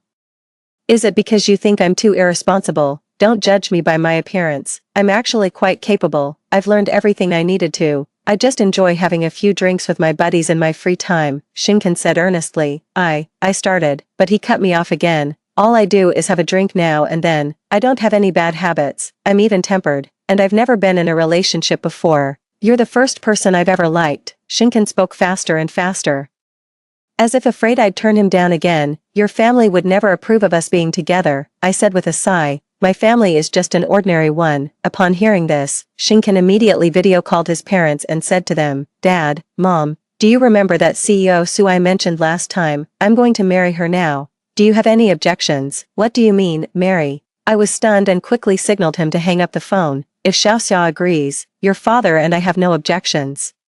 Let's find a time for both families to meet and arrange all the wedding details. There's a lot to prepare in advance, Shinkan's parents said excitedly. Shinkan gave a satisfied nod and hung up the phone. Weixia, you don't have to answer me right now. Take your time to think it through, and I'll give you all the time you need, Shinkan said with a soft laugh. Watching me blush furiously, Shinkan said he would give me time. But he showed up every day with flowers for me and gifts for my parents. I never really got a chance to turn him down, but life remained relatively peaceful. But this peace was shattered a month later. Get lost, didn't you latch on to some sugar daddy? Why come crawling back to me? I heard Su Qingfeng's voice echoing from the hallway early in the morning. Immediately after, I heard Lin Qiushuang's voice too. Qingfeng, I was wrong. All I want now is to be with you. Please don't abandon me, you're all I have left, Lin Qiushuang sobbed. Get out. Su Qingfeng's voice held not a shred of compassion. I didn't listen further. Turning back to the bedroom, glancing at the calendar, I realized this must be when Lin Qiushuang learned of her terminal illness. Abandoned by her boyfriend, she had come back to seek out Su Qingfeng. That's when I heard the news of Lin Qiushuang's fatal fall. Just like in the previous life, but in this life, Su Qingfeng didn't go to save her. After sending Lin Qiushuang away, he quit his job here, packed his bags, and returned to his hometown. Bzzzt, my phone vibrated on the desk. Seeing the name Shinkan pop up on my phone screen, I picked up and answered the call, greeted by his cheerful voice on the other end. President Su, are you free to go see a movie with me today? I bought tickets for your favorite film. Hearing his voice instantly calmed my troubled heart. Where are you? I asked. Want to take a guess? Shinkan said with a laugh. I hurried to the window and glanced down, spotting that tall, handsome figure holding a large bouquet of roses. Come on up, I miss you, I said, gripping my phone tightly as I mustered my courage. Clang, a harsh sound suddenly blared from the phone. I looked down and saw Shinkan bending over to pick up his phone. The moment he grabbed it, he bolted toward the building. It wasn't long before the doorbell rang. He set the flowers on the shoe rack in the entryway, pulled me into his arms, and kissed me. His kiss was so deep I could barely catch my breath. Take it easy, I said, patting his arm. I love you too, he exclaimed, his eyes red with emotion. I'm pretty sure I just said I missed him. I reached out, wrapped my arms around his neck, stood on my toes to kiss his lips, and said with a smile, I love you too. I love you too, so much. So very much. I've had feelings for you since we were abroad. And I've been dreaming of this day, he repeated, his voice trembling with emotion. Seeing him on the verge of tears from overwhelming emotion, I kissed his lips once more. I love Shinkan. This time, I mean it. Story 2. In a previous life, Jiang Hao rushed into a burning building to save his good brother, ignoring my desperate attempts to stop him. He ended up with 45% of his face burned and a permanent disability in his left hand. However, when I suggested breaking up to let him be with Li Meng, they took to the internet to write about how I was a heartless woman abandoning a hero who had saved others from a fire. which led to me being cyberbullied by millions. In the second year of suffering from depression, my family forced me into marriage with Jiang Hao by offering a dowry of 500,000 yuan. Li Meng did not attend our wedding but was waiting at our new home early to consummate the marriage on my behalf. I didn't disturb them. Instead, I silently turned on the gas in the kitchen, and when Jiang Hao rushed to turn it off, I pulled out a lighter. Let's meet in hell then. A fire treats everyone equally, regardless of who they are. I thought it would bring me relief, but after intense pain, I found myself back in the apartment I rented over 2 years ago. There, Jiang Hao and I were cuddling on the sofa, watching a movie. His left arm was around my neck, and he held a cigarette in his right hand. My mouth, seemingly out of control, pointed at the screen and endlessly talked about wanting a big bed like the one in the movie for our new home. Jiang Hao chuckled softly. Sure, as long as you like it, we'll get whatever you want. As he spoke, he leaned over to kiss me. I was terrified and wanted to resist. But then I heard a familiar ringtone. Jiang Hao had set a special ringtone for Li Meng, recorded by her. Aren't you going to answer the phone, my dear son? What are you up to that's so shady? Forgot your brother now that you have a wife? Huh, if you don't answer, you're buying the next round of skewers. It was a recording of Li Meng teasing as she ran, with Jiang Hao chasing after her, her exaggerated laughter and heavy breathing clear in the background. Jiang Hao picked up the phone as if it were a royal decree. What now? My lady, you sure have a knack for timing. Ah how? Save me, cough cough, my house is on fire, I might die. Ah how? Save me, cough cough. Li Meng was coughing violently as she hung up. Jiang Hao stood up from the sofa, his face serious and anxious, pacing back and forth. He called Li Meng several times, but she didn't answer. He grabbed his jacket. Su Qiao, something's happened to Li Meng, we need to go check on her. Why, can't we just not go? Jiang Hao paused, looking at me with disappointment. Su Qiao, are you even human? Li Meng said her house is on fire. It's a matter of life and death, and you don't care at all. I don't care. I'm not her mother. Why should I worry? It's you who's all worked up over another woman, accusing your own girlfriend of not being human. What are you trying to say? Su Qiao, what are you doing now? You know how close I am with Li Meng. We've been good buddies for years. You should pick your moments. Jiang Hao, what if I forbid you from going? Jiang Hao scoffed and turned to leave. As he was changing his shoes at the entrance, I spoke again. Jiang Hao, I'm giving you one last chance. If you go to Li Meng today, we're breaking up. From now on, you can be with Li Meng, just don't come looking for me. Jiang Hao replied, break up, just because my brother needs me. Su Qiao, you've really shown me what it means when they say brothers are like limbs, women are like clothes. If I ever face trouble in the future, I don't know if you would come, but I know for sure that Li Meng would, so today, I must make sure she's safe. If you want to break up, then let's break up, but remember, the problem lies with you, not me. I have a clear conscience. After saying that, he turned and rushed out of the front door. Seeing both elevators occupied, he sprinted down the stairs instead. We live on the 7th floor, and running down indeed proved faster than walking. I don't know why. Even when I was prepared to go through hell, I find myself back in the realm of the living. Could it be that even fate thinks I lived through hell in my past life? I won't make the same mistakes again. Earlier, while Jiang Hao was changing his shoes, I took a photo of him tying his shoelaces. Now, I'm posting it directly to my social circle. You run to her in the shoes I bought you, making the past 3 years of my life seem like a joke. Every time it's the same, a single call from her.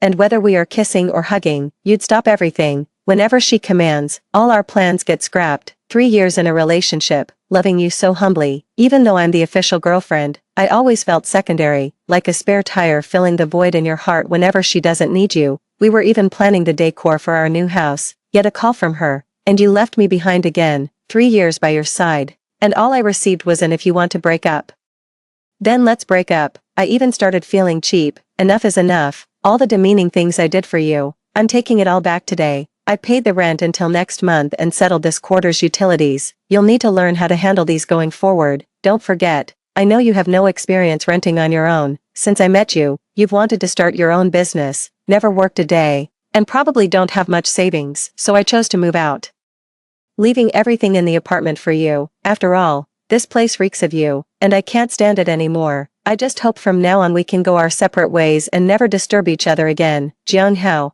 I genuinely wish you and Li Meng happiness and a long-lasting love. Love her well and stop using the guise of being good buddies to hurt innocent girls. The hardships, tears, and grievances I've endured over these 3 years, don't let another girl suffer them. Jiang Hao. Love Li Meng well. I wish you happiness. It takes about 15 minutes to drive from my place to Li Meng's. I must make every second count during this time, posting about my breakup with Jiang Hao because of his best buddy Li Meng across all my social platforms, letting everyone know. Besides the last photo I took of him changing his shoes, there are also screenshots of our chats. Over 3 years, Jiang Hao and I argued countless times because of Li Meng. He stood me up more times than I can count for her sake. It seems whenever I had a date planned with Jiang Hao, Li Meng always had some crisis. I posted 8 screenshots on WeChat where Jiang Hao apologized for standing me up because of Li Meng. Then on Weibo, I posted 18. After that, I quickly packed up some essentials, dragged my luggage downstairs, and took another photo for my social circle. Goodbye. No matter how hard it is to let go, during the years I was cyberbullied. I never understood why it had to be me who suffered. Later, I thought maybe it's because Li Meng knows how to speak, to show vulnerability, to cry, to talk about emotions. She would die for Jiang Hao's happiness, so this time, let her be the one to personally bring him happiness. I took a taxi straight to the airport and bought a ticket for tonight's flight to Yunnan. Having just broken up, I was devastated. Traveling to clear my mind seemed reasonable, right? As soon as I landed and turned on my phone, it was bombarded with messages. I was flooded with over 99 notifications. Jiang Hao's idiot friends were shamelessly texting, Su Qiao, Jiang Hao needs you now. How could you leave him at a time like this? There's absolutely nothing romantic between Jiang Hao and Li Meng. All of us brothers can vouch for that. Su Qiao, Jiang Hao is in the emergency room fighting for his life. Come back and take care of him. Aren't you afraid of being criticized if you abandon him now? Afraid? Of course, I'm not afraid. Not only am I not afraid, I even feel like laughing. I ignored those messages and then saw many voice messages from my best friend. She started by cursing Jiang Hao. Damn, you finally broke up, sister. Jiang Hao is such trash. I told you he was no good. And that Li Meng, what a bitch, thinks she can rely solely on her male best friends. Disgusting. You were so naive to pay his rent and utilities for so many years. A dog would have been better to keep than him, and you left the house to him. Why should you? He doesn't even deserve a doghouse. Why did you go to Yunnan? To heal from the breakup. Send me your hotel info when you get off the plane. I'll catch the next flight to join you. Damn sister, karma really does exist in this world, truly. You breaking up with Jiang Hao was so timely. Just an hour later and you wouldn't have been able to escape. Jiang Hao got burned trying to save Li Meng and was rushed to the hospital. Feng Feng was extremely agitated until she got on her flight. I listened to her voice messages over and over, alone in my hotel room, tears streaming down my face, because in my past life, when I was alone, unsupported, and tortured by depression to the point of wishing I were dead, she was the only one there for me as always. She didn't know how to comfort me, and at that time, I had completely closed myself off, not allowing anyone near, so she would often send me voice messages, share her experiences as if nothing had happened, treating me like a normal person. In my past life, when I died, she was probably still single, had bought a camper van, traveled with a big yellow dog, and became a travel blogger with over 1 million fans. She must have been busy, had many friends, taken many ads, and seen many sights, but she still messaged me, sent photos, let me see the roads she traveled and the views she saw. Qiao Qiao, you should have come with me, you would have loved it. That was what she told me the most. Her consistent attitude towards me, her understanding and support from start to finish, her years of friendship amidst the overwhelming unjust criticism and moral coercion, were as fine as spider silk, yet capable of bearing immense weight. It was the only ray of light that pierced through my dark world. I still fear crowds, even though those people aren't blaming or cursing me online anymore, not dredging up every traceable event from my childhood to scrutinize and judge. But those deep-seated fears and aversions aren't something that just disappear after rebirth. I checked Feng Feng's flight and estimated the time, then went down to the hotel lobby to wait for her. It was already past 3 in the morning. And there were only a few people at the hotel entrance. I stood alone, tucked in a corner under a column, and as soon as Feng Feng got out of the taxi, she glanced at the few people at the entrance and made a beeline towards me. For me, it had been over 2 years since I last saw her, but for her, it was as if we had just gone to a newly opened hot pot restaurant yesterday afternoon. Qiao Qiao, Feng Feng ran towards me. She hugged me tightly, not used to being in close contact with others. I tensed up instantly, but realizing it was Feng Feng who was holding me, someone who wouldn't hurt me, I gradually allowed myself to relax. Let's go up, we can talk more in the room. Throughout the journey, Qin Feng Feng didn't stop talking. She alternated between being thankful for my timely escape and cursing Jiang Hao as a despicable man who got what he deserved. Do you know, there should have been no casualties in the fire, but he ignored advice and charged in to play the hero. Only to end up with severe burns. He became the only person in need of urgent care. It's just ridiculous. How could he do that? Surely he didn't set his clothes on fire just to play the hero in front of Li Meng, and he had the nerve to call me brother. If that's not about love, then what is? I vaguely remembered something. He wasn't that crazy. The jacket he was wearing was a birthday gift from Li Meng last month. It was made of acrylic and nylon, materials that would melt and stick to the skin in high heat, and were also highly flammable. Qin Fangfang, damn, she seemed unsure how to judge the relationship between those two. After a pause, she shifted the conversation back to me. Thank God you left, otherwise, you wouldn't even realize what trouble you'd have been in. Are there temples in Yunnan? We must go offer incense at dawn to thank the deities for watching over you. If you had been weak one more time, swallowed your pride one more time, you would have ended up in the hospital taking care of him. He ruined himself for another woman and expected you to pick up the pieces. Damn, just thinking about it makes me sick. Qin Fangfang returned to the hotel room, took a bath amidst yawns, and went straight to bed. She slept soundly, enviably peaceful, but me, I hadn't slept well in a long time, and I felt wide awake now. I quietly took my laptop to the balcony.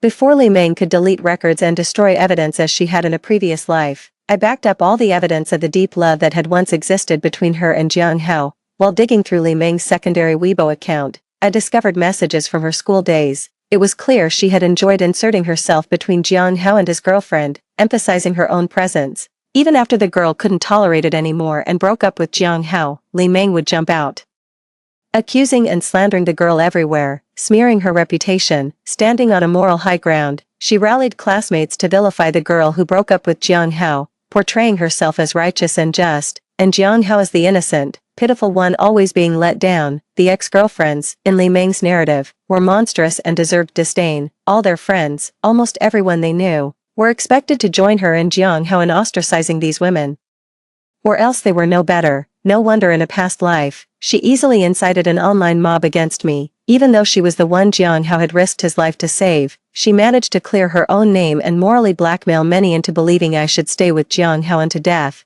It turns out she had mastered these tactics since her school days, perfectly honed. The more I uncovered, the more I realized that this secondary account was actually the truest reflection of Li Meng's past persona. She was brash and arrogant, like a little gangster, looking down on other girls. Her mantra was, I'm basically one of the guys, not at all like those girls, I can't hang out with them, girls don't like me, I can only befriend boys. In college, when she wanted to reinvent her image, she switched accounts. This secondary account, used only to document her and Jiang Hao's supposed brotherly love and other close friendships, was meant to disgust her defeated foes. Here, the defeated foes specifically refer to Jiang Hao's ex-girlfriends, filled with boastful and provocative posts, almost as if saying directly, I'm posting this for you to see, please come and envy me. Last month, during Jiang Hao's birthday, even though I was also there, all the photos that Li Meng posted either omitted me or showed just half of my face tucked away in a corner, like an unfamiliar passerby. She even posted a photo of herself trying on clothes with Jiang Hao, effectively painting a picture without me in it. It looked as though a wife was tidying up her husband's clothes as he prepared to leave the house. The two of them were close together, all smiles, gazing at each other affectionately. Haha, Fangfang was right, one might say. If this isn't love, then what is? This account really has it all. I even stumbled upon Li Meng's QQ number from her student days, something I didn't even know in my past life. Seeing the content she left behind and the praises sung by others in the comments, her QQ number seemed quite special. Not something just anyone could add. People in the comments were desperately pleading for a spot in her friends list, as if appearing on Li Meng's list was a great honor, a symbol of status.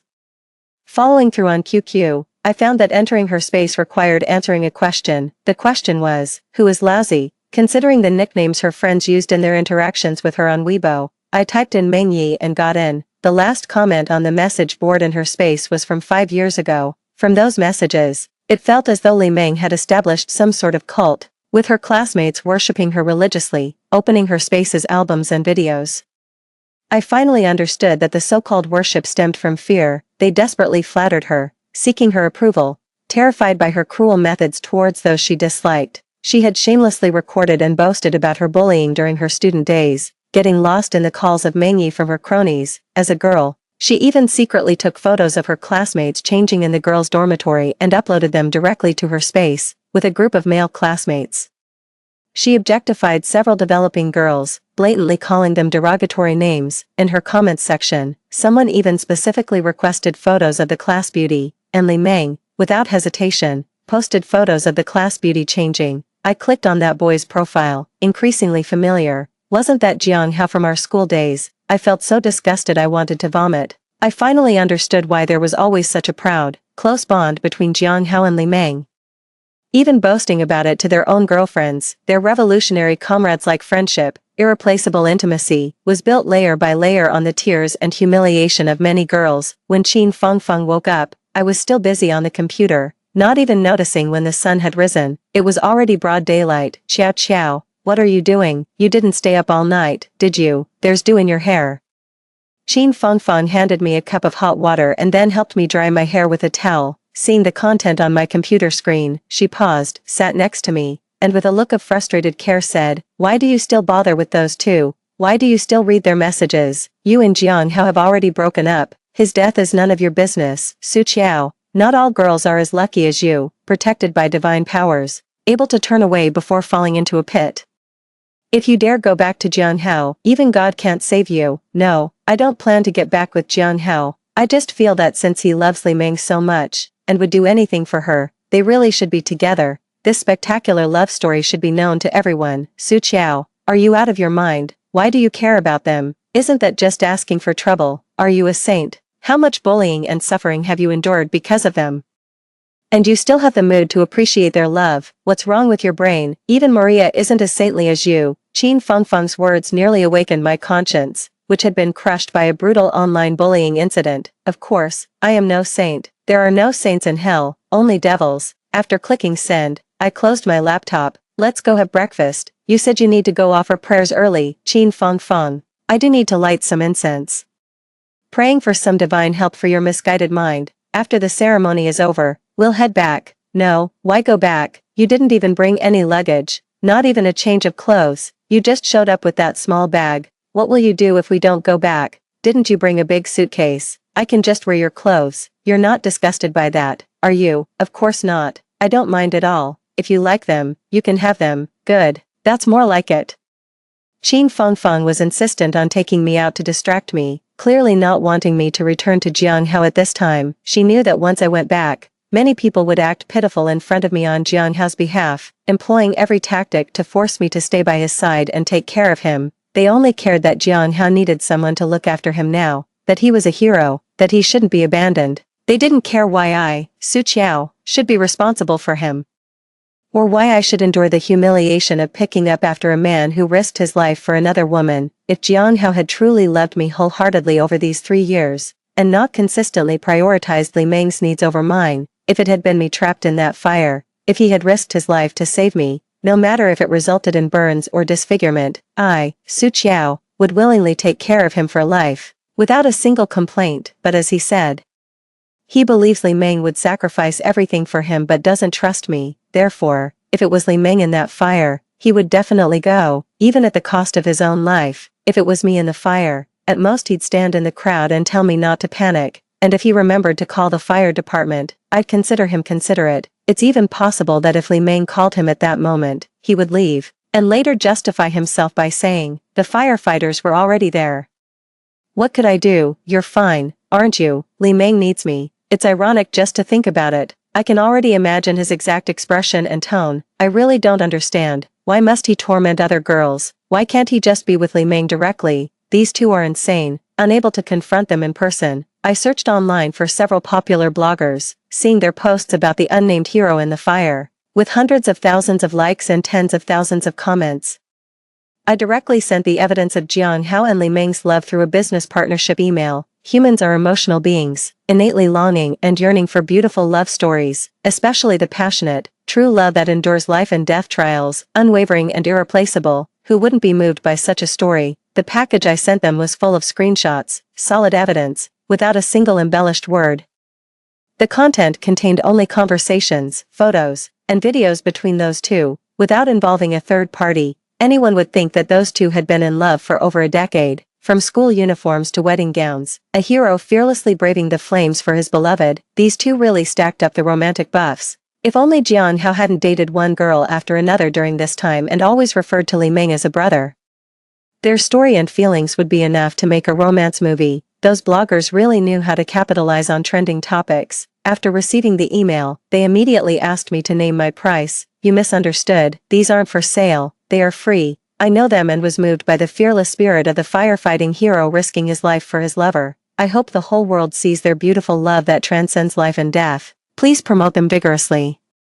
When the wedding comes, the whole nation should join in the feast virtually. Jiang Hao and Li Meng's love story hit the trending searches the afternoon after the fire, not just locally, but on a national level. At that time, Jiang Hao probably hadn't even been moved out of the ICU. In the age of social media, where information spreads explosively fast, the popularity of a firefighting hero soared incredibly. At the time, everyone who captured photos and videos at the scene uploaded them to their accounts. Also, people around Jiang Hao and Li Meng, many of whom wanted to gain fame by being associated with heroes, were willing to accept interviews from various media and make statements on camera. I really didn't expect this level of attention. Qin Fengfeng returned to the hotel in the evening and saw the trending search, nearly smashing her phone in anger. Shameless, utterly disgraceful.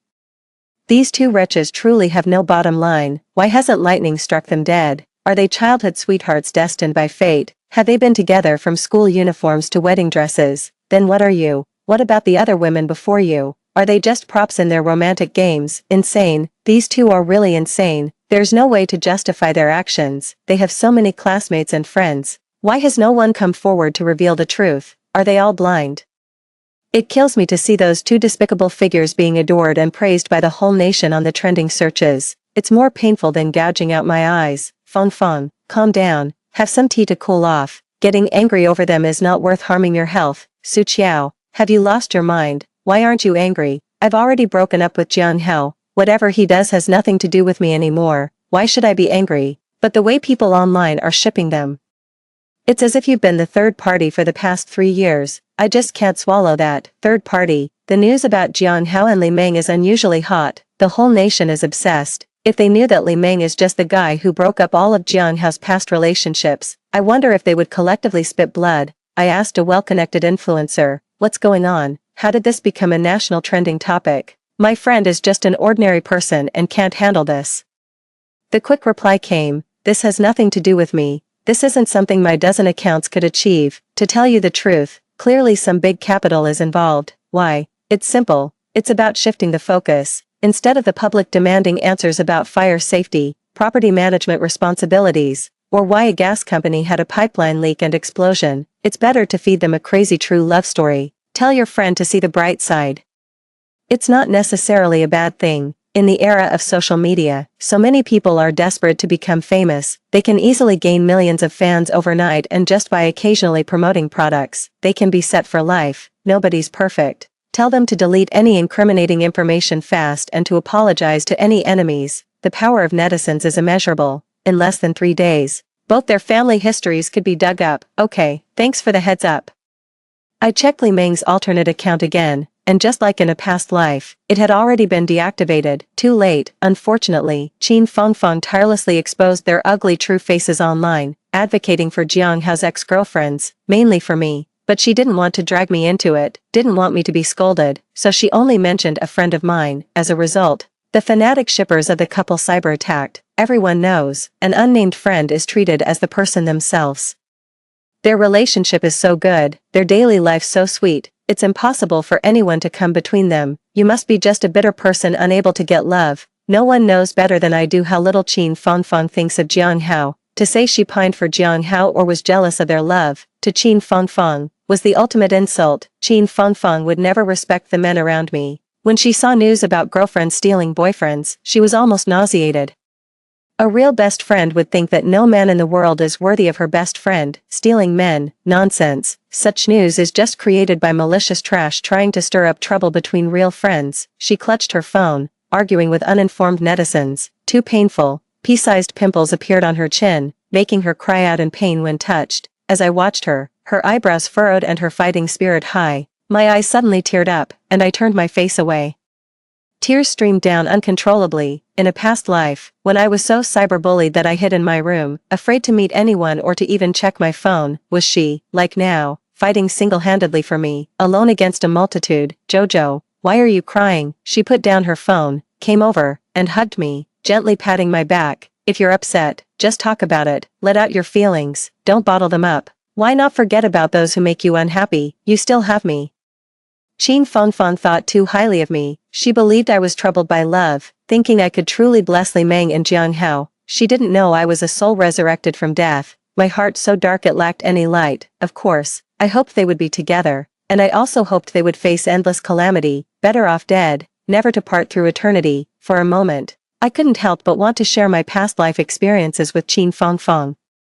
But seeing her reddened eyes and the boil on her chin, I held back. What grievances have I suffered this time? It's merely escaping from a sea of misery, a stroke of luck. Yet she still felt indignant on my behalf. If she knew what I had endured in my past life, how I died, it would be too painful for her. Fengfeng, stop arguing with others. Could you let me use your account? Sure.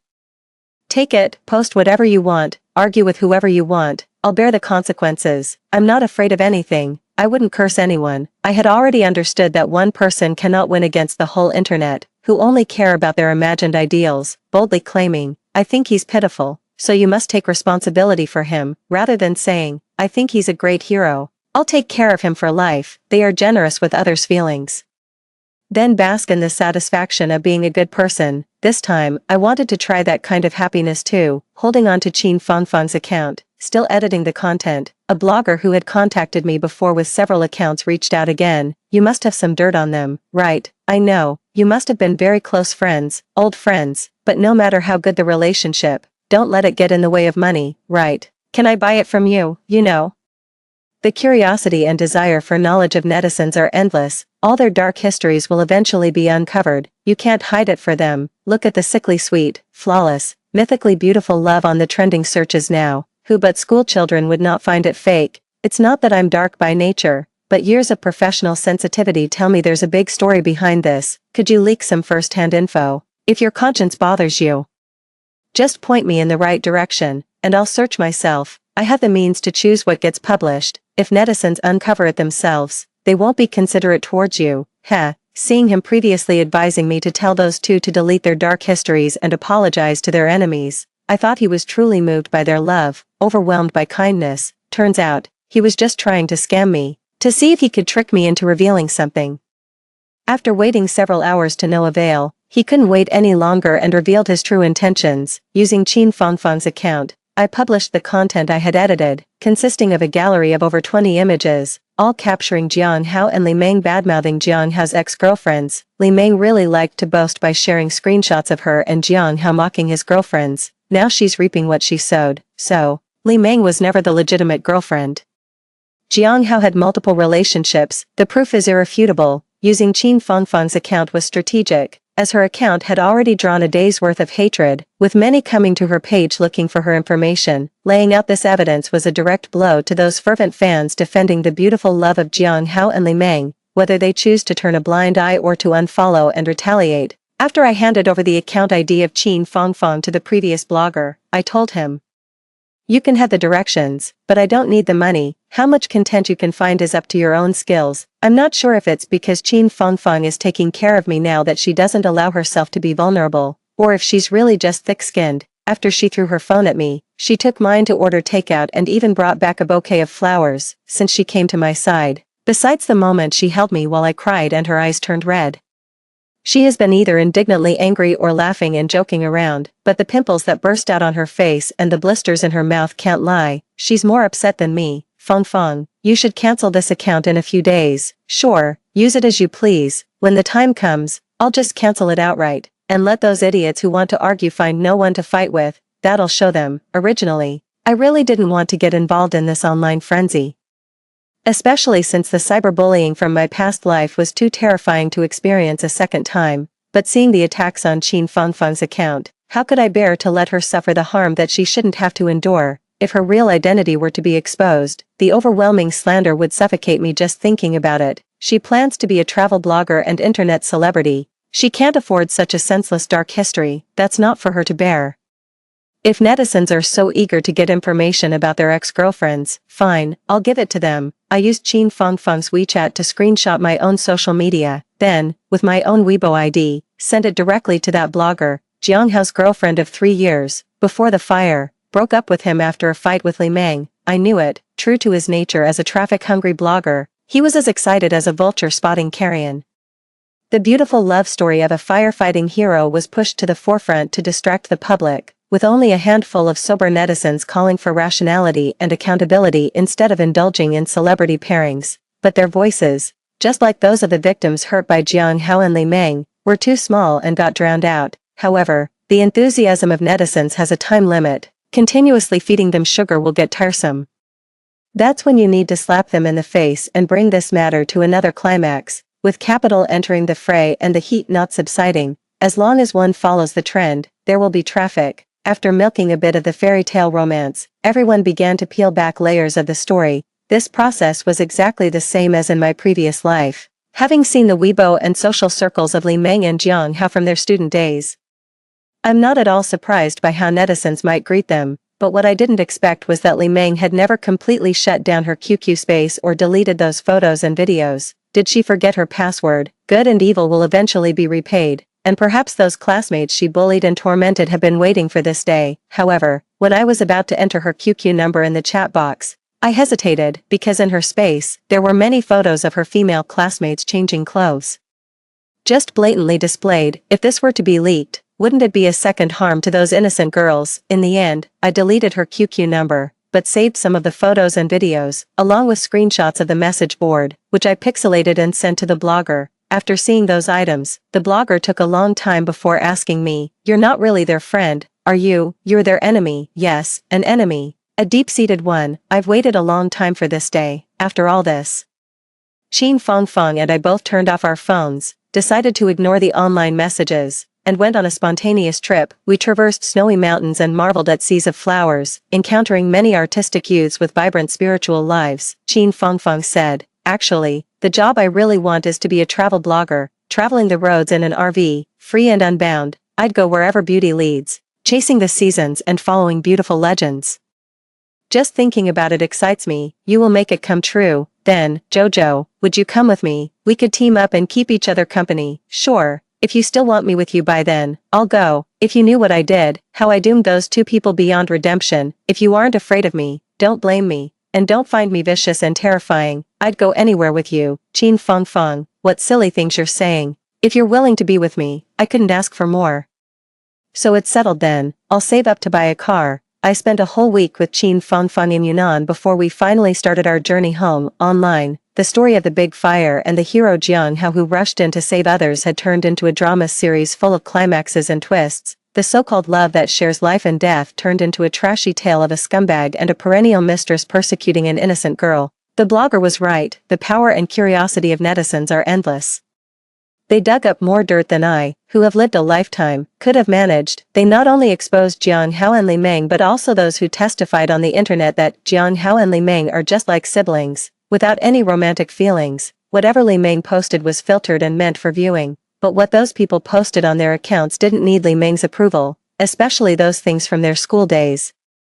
Anyone would feel a pang of sympathy for the classmates she bullied. There were even legal organizations willing to offer free legal aid to those classmates, encouraging them to sue Li Meng and Jiang Hao's bully gang, though it's likely they would only get an apology, with little chance of compensation. But it marked a significant event, a warning to other kids not to think that underage bullying has no consequences. A dark past can follow you for life. Now you may revel in arrogance, but sooner or later, you'll deeply regret it. After the incident, Li Meng tried numerous times to add me as a friend, but I never accepted. She bombarded me with messages from her and her brother's phones, hysterically screaming at me to come back and take care of Jiang Hao, claiming I was his real girlfriend. Hilarious. The whole internet knows I'm his ex, and you're his true love of many years, although some called me manipulative, suggesting my breakup post insinuated that Jiang Hao was jobless, mooching off me. So what? Yes, I was being manipulative on purpose. Every word I said was true. Jiang Hao's family is wealthy. He prides himself on being self-made and claims he won't take a penny from his family. I supported him for 3 years,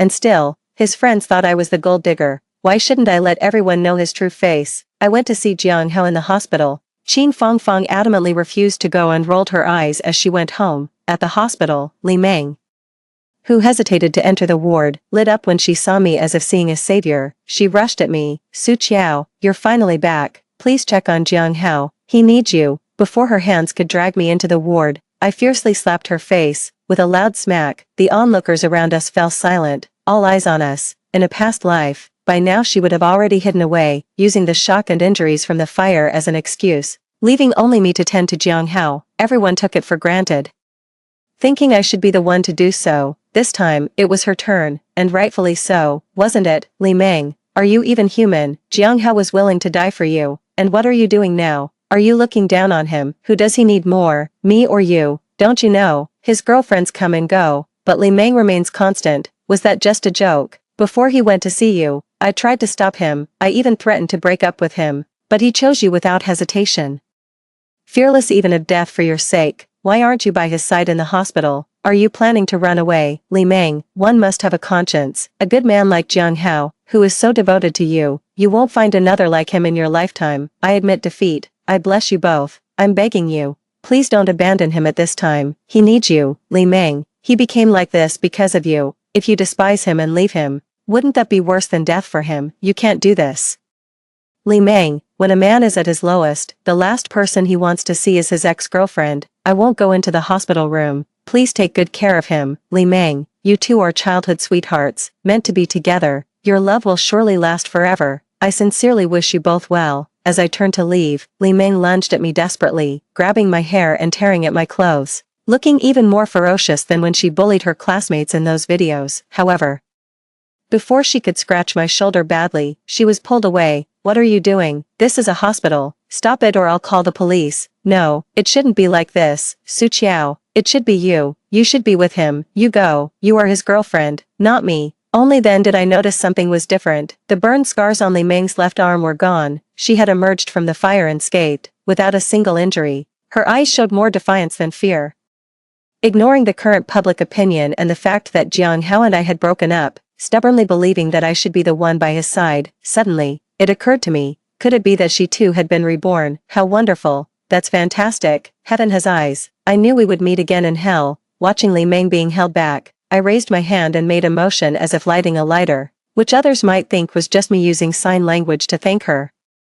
But only Li Meng understood what I meant. She looked at me in horror, her mouth slightly open, her face pale, her body trembling. "Yes, that fire brought us all back. I was reborn too, so why should I be manipulated by you again? It's really nice to see you again, reborn Li Meng." I asked the doctor and found out that this time Jiang Hao's facial burns reached 70%. His left ear was completely destroyed by the fire, and his left eye was nearly blind, needing eye drops dozens of times a day.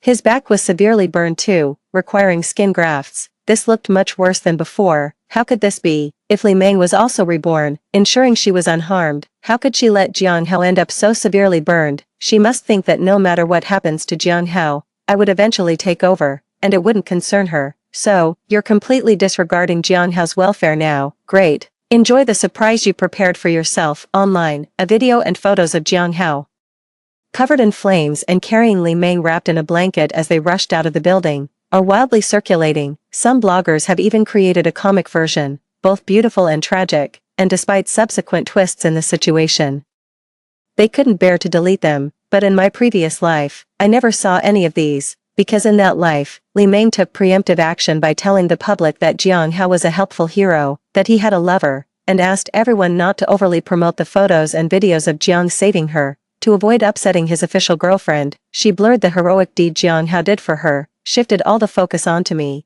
and cleared herself of all responsibilities. Can you escape this time?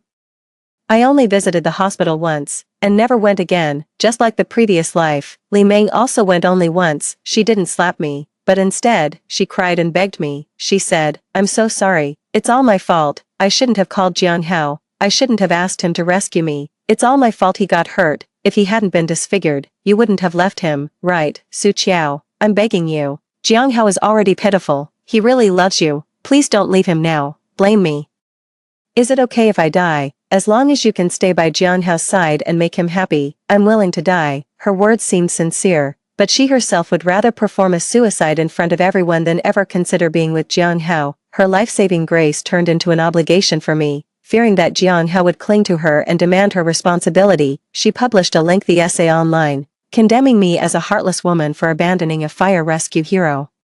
Although the fire was extinguished by firefighters, Jiang Hao had rushed in to carry her out before they arrived. While I was overwhelmed by an online backlash, Li Meng took the chance to distance herself from Jiang Hao. She still managed to portray herself as noble and great. "Ah Hao, I know you truly love Su Qiao. She has misunderstood us now, and I can't appear between you two anymore. I can't affect your relationship, but you should know, we are lifelong good friends, for your happiness. I'm willing to step back. She is being misunderstood and insulted online. She really needs you. Please stay with her." I didn't expect netizens to get so agitated. "Now only you can comfort her." After that, Li Meng disappeared for 2 years without showing her face to me until she appeared in the new house I shared with Jiang Hao. Li Meng really got sued, along with a few of her close friends. Jiang Hao, because of the fire incident, was spared by the common saying to err is human, to forget divine, and was removed from the list of defendants. The verdict was as the lawyer predicted, a public apology with no substantial punishment, considering we were all minors at the time. But after such a scandal, the past of these school bullies became known to everyone in their current social and work circles, causing everyone to distance themselves, fearing association, and they were isolated at work until they had to resign voluntarily. Evil deeds bear evil consequences. After the case, the Jiang family approached the Li family for a marriage proposal, the dowry still being 500,000 yuan. Li Meng cried and screamed in disagreement, saying behind closed doors that Jiang Hao looked like a ghost, giving her nightmares. What are nightmares compared to the harsh reality? Li Meng's refusal to marry enraged the Jiang family. Their only son had become disfigured because of her. She really disliked it, although the Jiang family wasn't at the pinnacle of wealth.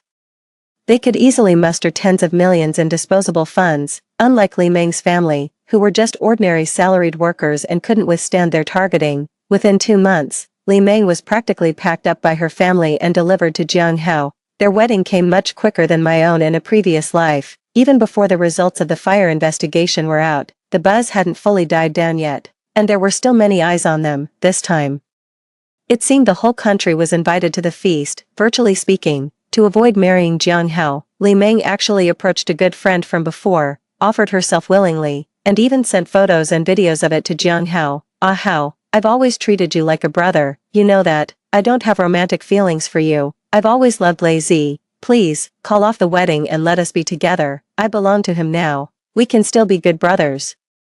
And I'll take care of you for the rest of my life. I can do anything for you, just not marry you." "Really, Jiang Hao, really? If I hadn't been reborn, I might have actually believed you." Li Meng threw her phone away, screaming in terror. Jiang Hao's parents, upon seeing the photos and videos Li Meng sent their son, were so enraged they ended up in the hospital. Yet, Jiang Hao did not call off the wedding. After the wedding, amidst the ongoing heat of the fire investigation and court compensation verdict, Jiang Hao himself leaked the video Li Meng had sent him. While Li Meng was cornered, crying and holding her head under cyber attack, he stepped forward with a statement. "I believe what she said. It was all a misunderstanding. I trust our feelings for each other. They can't be destroyed by a mere fire. Meng Meng is a good person. Please leave her alone. Don't disturb our lives anymore."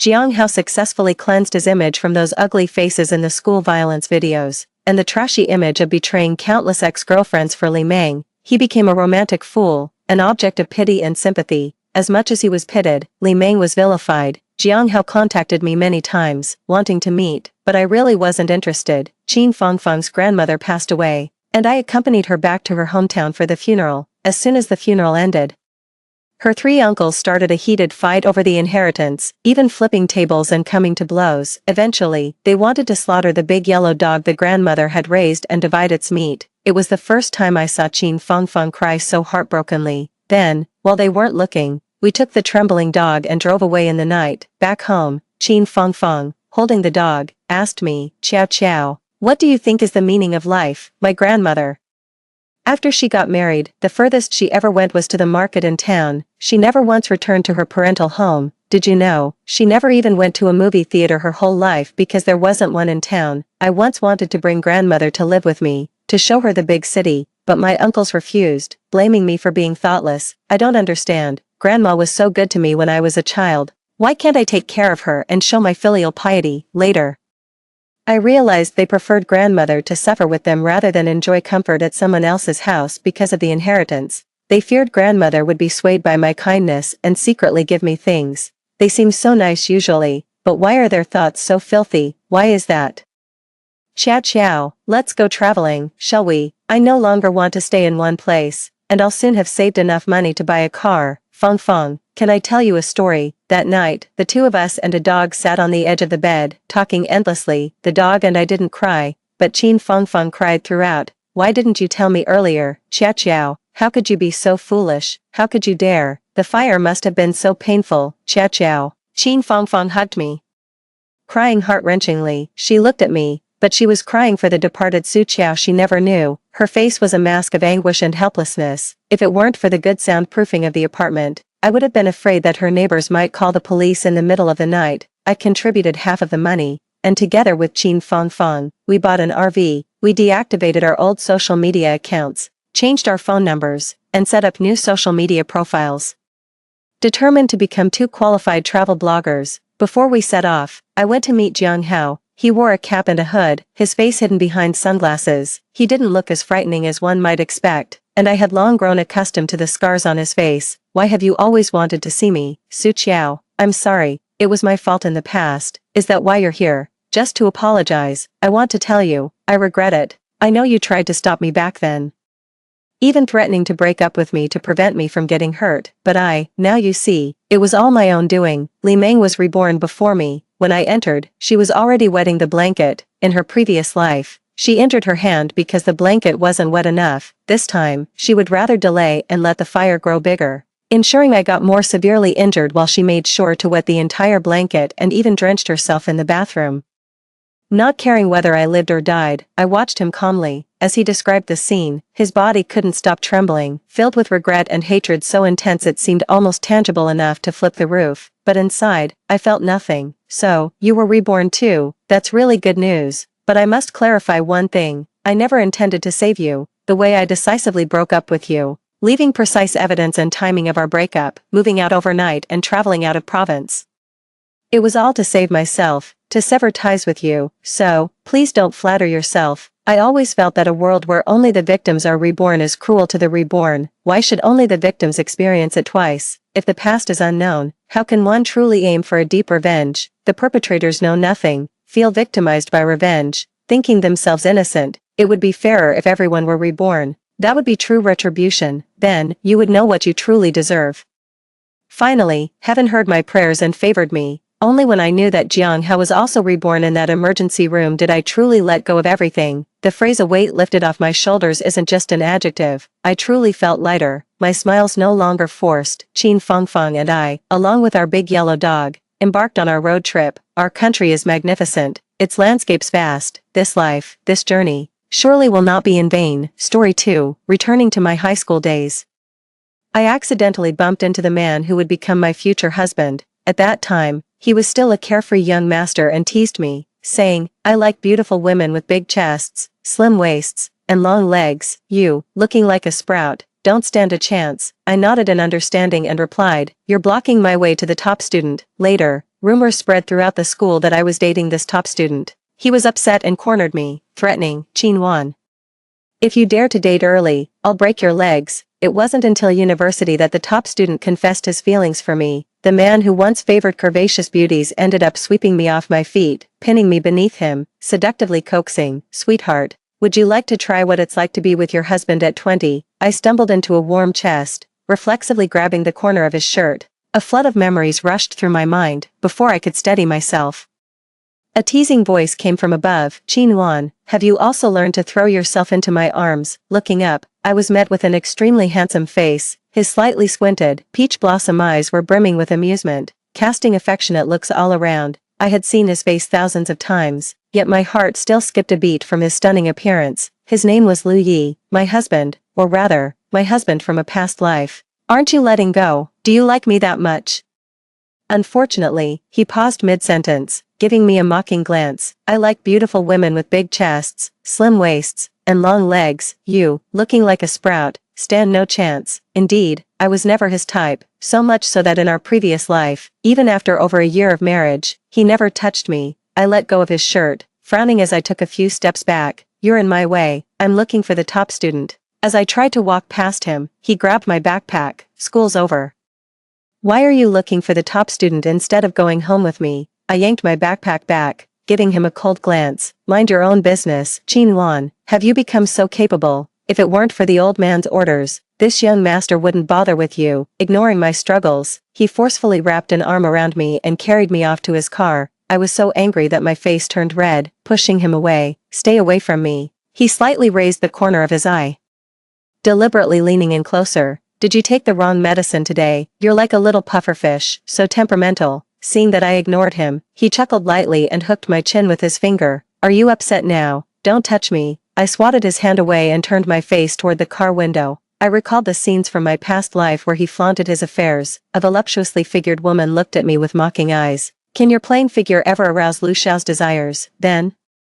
She casually pulled down her neckline, revealing ambiguous love bites. "Have you ever seen his wild side in bed?" In that moment, I felt nauseous. My marriage to Lu Yi originated from a drunken joke about a match between our families. We were young then, and both sets of parents were still alive. After my parents died unexpectedly, the Lu family took me in. Unexpectedly, Lu's father, a man of his word, pressured Lu Yi to marry me after we graduated from university, perhaps due to the pressure. Lu Yi didn't refuse, and I wasn't against the marriage either. After all, I was vain, and Lu Yi was undeniably handsome. Even without love, just having him as eye candy was a pleasure. I thought I could overlook his philandering. But reality proved otherwise, and deep down, I realized I genuinely liked him. I actually liked a scoundrel. This realization was something I couldn't accept, so I immediately asked Lu Yi for a divorce and moved out of the Lu household without delay. As the car drove on, I was aimlessly unsure of where to go, until a truck coming from the opposite direction hit me, and I woke up back in my high school days. The first thing I faced was Lu Yi mocking me about my bean sprout-like stature, hitting my sore spot once again, perhaps because I was a premature baby and often sickly from a young age. My development lagged behind my peers. I always appeared much younger than my age. Even though I was taken back to the Lu family 3 years ago and received meticulous care, my physical development still hadn't caught up with others my age. "Alright, it's all my fault. Have some milk to cool off," Lu Yi said, handing me a bottle of milk with the tone of coddling a child. I was so angry I wanted to smash the milk bottle on his head. Whether it's the Lu Yi now or 6 years later, he is equally annoying. He kept pestering me with chatter, playing with a lock of my hair as he spoke. When I finally couldn't control myself and kicked him towards the other side of the car window, he suddenly told the driver to stop by the roadside. As the car window rolled down, I heard Lu Yi whistle towards someone on the sidewalk. "Hey goddess, need a ride?" Looking sideways, I saw Jiang Ruan, dressed in a black leather skirt and carrying a guitar case, exuding a distinct personality. She was the campus goddess of University A, and Lu Yi often visited University A to pursue her. Despite his poor academic performance, he boldly claimed he would get into University A for her. Jiang Ruan didn't notice my presence in the back seat and was about to open the car door. Lu Yi pointed to the front passenger seat. "Goddess, please sit in the front. My little friend here is throwing a tantrum and won't let me get close." Jiang Ruan turned her head towards me and nodded with a smile. Once she got into the car, Lu Ye's attention was completely drawn to her. All I heard were his compliments about Jiang Ruan. He commented on how pretty her skirt was and how nice the little braid by her ear looked. Indeed, Jiang Ruan was beautiful, fitting all of Lu Ye's aesthetic preferences. Unfortunately, in a previous life, Lu Yi couldn't decide on his own marriage, and his dream of marrying the goddess was thoroughly shattered. Jiang Ruan had joined an off-campus band, where she was the guitarist. They were scheduled to perform at a pub tonight. She invited Lu Yi and me to watch their performance. I politely declined, using the excuse that I needed to go home to study, but Lu Yi disagreed and irrationally dragged me into the pub. "All you know is studying. You're becoming a nerd," he said, facing Lu Yi, who was already 1.8 meters tall. I felt as powerless as a little chick. Other than calling him a dictator, I had no way to fight back. After we sat down, Jiang Ruan left for backstage preparations. After a few soft love songs, it was Jiang Ruan's band's turn. Different from the earlier sentimental tunes, their sound instantly electrified the venue. Even I couldn't help but be captivated. Jiang Ruan on stage, playing the guitar, was immensely charismatic. When a girl acts cool, boys really can't compete with her. I had to admit, Lu Yi had really good taste. Jiang Ruan was someone even I admired. A hand waved in front of my face. "Are you staring because she's that good looking?" "Yes, very cool." I brushed Luya's hand away and applauded enthusiastically for the performance. Am I cool too? I rolled my eyes at him as a response to his vanity. Luya clicked his tongue and shook his head. You've seen nothing yet. Let me show you what cool really is. As the current performance ended, he stood up and walked towards the stage, whispered something to the drummer, and then took his place. Under the spotlight, he winked at me as if to say, watch this. Radiating a mix of roguish charm and wildness, he effortlessly whipped the entire audience into a frenzy with his drumming. People in the crowd began to scream and take photos. That guy on the drums is way too handsome. Even Jiang Ruan couldn't help but look on with admiration. As we were leaving, Luya walked backwards in front of me, a smug expression on his face. How about that? I'm way cooler than those professional musicians, right? With a face like mine, I'd be a top-tier celebrity in the entertainment industry. Luya. Jiang Ruan followed us out, her voice still slightly breathless. Luya stopped and turned around, his eyes twinkling with amusement. What's up? Jiang Ruan approached him, seemed about to say something, but hesitated upon seeing me. You guys talk.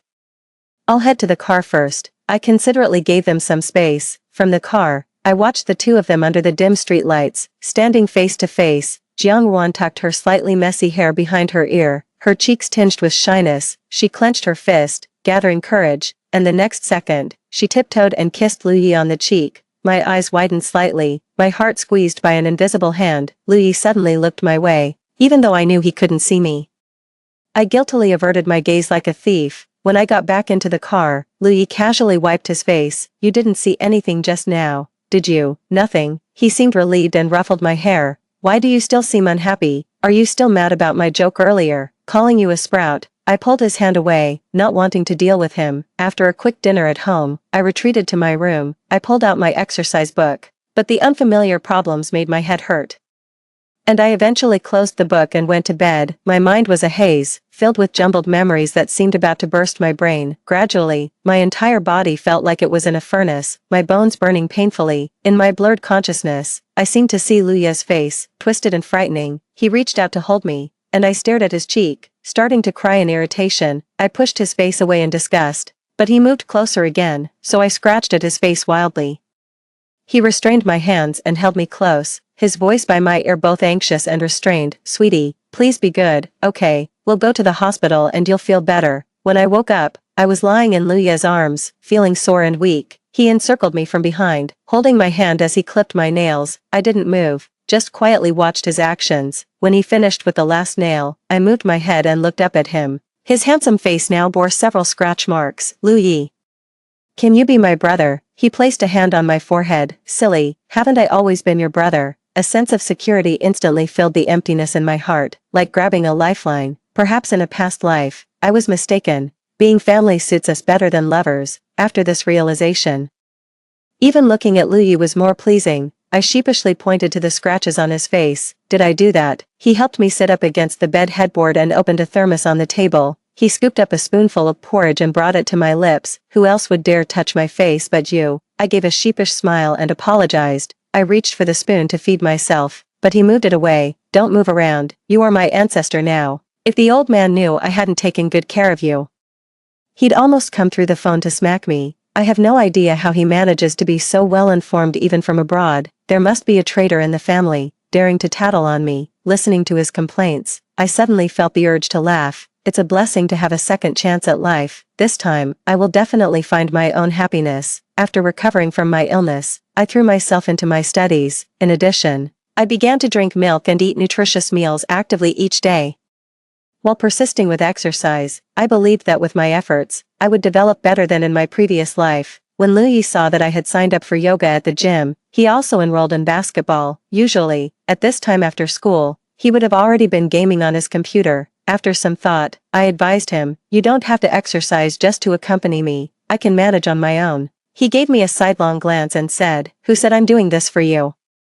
I just felt like playing basketball. I shrugged and stopped bothering with him. An hour later, after yoga class ended, I was leaning against the wall as I walked out of the studio. Just as I stepped out, a hand grabbed my arm and Luya's voice came from above. What's wrong with your legs? Holding back tears, I replied, I've got a cramp. He sighed, crouched in front of me, and said, Qinwan, what would you do without me? Come on, I'll carry you back. No need, I'll just walk slowly. Ignoring my response, Luya reached back, scooped me up, and firmly decided for both of us, hold tight, or don't blame me if you fall. Lu Yi, put me down. He pretended to throw me, which scared me into clinging tightly around his neck. Delighted with his successful prank, he laughed heartily. Now you're behaving. Annoyed, I pinched his cheek hard. He then suddenly sped up. Lu Yi, slow down, I'm scared, say something nice. Lu Yi is the kindest person in the world.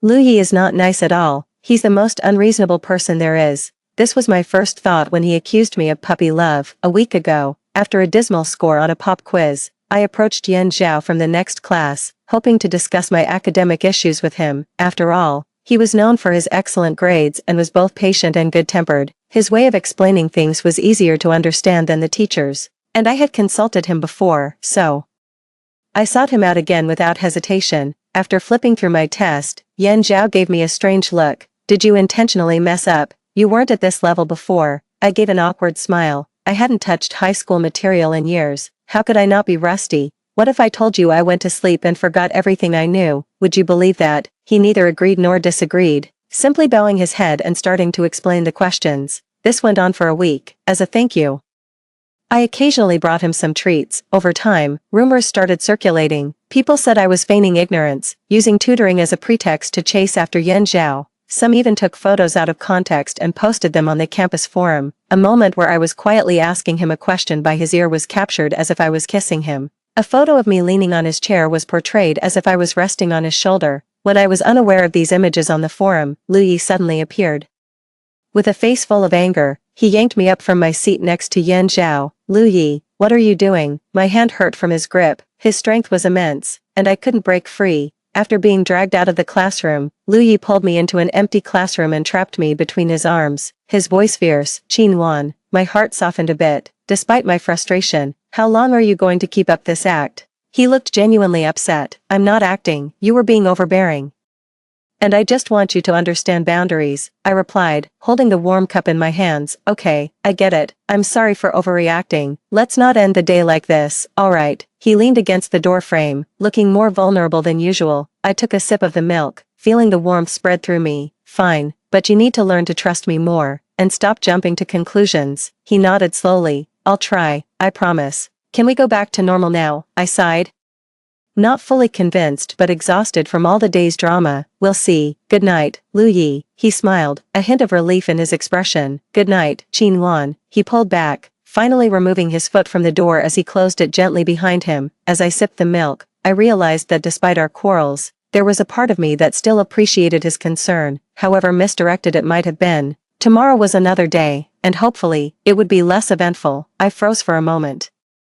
When my parents were still alive, that was how they called me. After their passing, I withdrew into myself for a long time. Having just been taken in by the Liu family, I was very cautious and hardly dared to speak. At night, I would hide under the covers and cry. Closing my eyes, I would see the scene of them leaving me. Crying would always lead to fevers and sickness. Lu Yi somehow learned this nickname, and he would always use it when I was ill. He'd coax me to take my medicine and get my injections, and it was only during those times that he acted like a truly caring big brother. Remembering how he took care of me in the past, I silently took the cup of milk from him. This won't happen again. His eyes lit up, and he immediately swore. I promise I'll always trust you unconditionally from now on. Knowing he had upset me, Lu Yi became especially attentive. The next day, the young master surprisingly didn't stay in bed. Instead, he got up early to wake me and even went as far as to squeeze the toothpaste for me. After I finished washing up, he mysteriously guided me to sit in front of the vanity mirror. Today I'm going to do your hair. I was almost scared to death when I heard this. What? Did you take the wrong medicine? He clicked his tongue. You don't trust me. I've actually spent a long time learning, a grown man learning to do hair. Thinking about his flirtatious and frivolous nature, I wasn't surprised. It was probably another skill he picked up to make girls happy. I thought he meant a simple ponytail when he mentioned doing my hair. But then he took out 2 braided bands adorned with small pearls and expertly started braiding the hair near my ears. How does it look? Pretty, right? I was stunned and gave a thumbs up to his reflection in the mirror. True to his nature, he really put in the effort to charm girls. No wonder, despite his playboy traits, so many girls still liked him. If he were ever truly dedicated, he could be called a living legend. 12. On the weekend, Yan Zhao came to the Liu residence to see me. Upon seeing him, Lu Ye's face darkened by 3 shades. As a top student, surely you understand basic pleasantries, right? Yan Zhao pushed up his glasses and calmly stated, Lu, perhaps you're not aware, but I've been hired by your mother as Qinwan's tutor until the college entrance exams are over. Lu Yi clearly didn't believe him, but before he could react, Mrs. Lu came downstairs. Seeing Yan Zhao, she warmly invited him to sit down. Mom, are we going bankrupt? Why hire such a mediocre tutor for Qinwan? Mrs. Lu glanced at him disdainfully. Yan is not like you, who only knows how to indulge in pleasures. He has already self-studied all the high school curriculum. I knew this very well, having seen it in my past life. While all the other students were buried in their books, Yan Zhao was already leisurely studying university-level materials. I asked him why he didn't just skip grades and take the college exams. He said he wanted to experience high school life. I don't like this tutor. Get another one, Lu Yi grumbled. Mrs. Lu elegantly sipped her coffee. It's not for you to decide. As long as Nuan likes him, if you don't want to study, go out and play with your friends. Don't stay home and disturb Nuan's studies. Mom, am I even your real son? I've been wondering the same thing. In what ways do you resemble your father and me? Seeing Lu Yi defeated, I secretly chuckled. After greeting Mrs. Lu, I invited Yan Zhao upstairs to the study. Not long after we closed the door, Lu Yi followed, seemingly having a sudden change of heart. Declaring that he wanted to study with us, Yan Zhao and I exchanged glances, not taking his sudden interest too seriously. 13. After forcefully inserting himself between me and Yan Zhao, he devised a new study method. If I had a question, Yan Zhao would explain it to him first, and only after he understood it would he explain it to me. He claimed, this way, the knowledge will stick better. I leaned heavily on the desk and sighed. Lu Yi, wait until you understand before explaining it to me.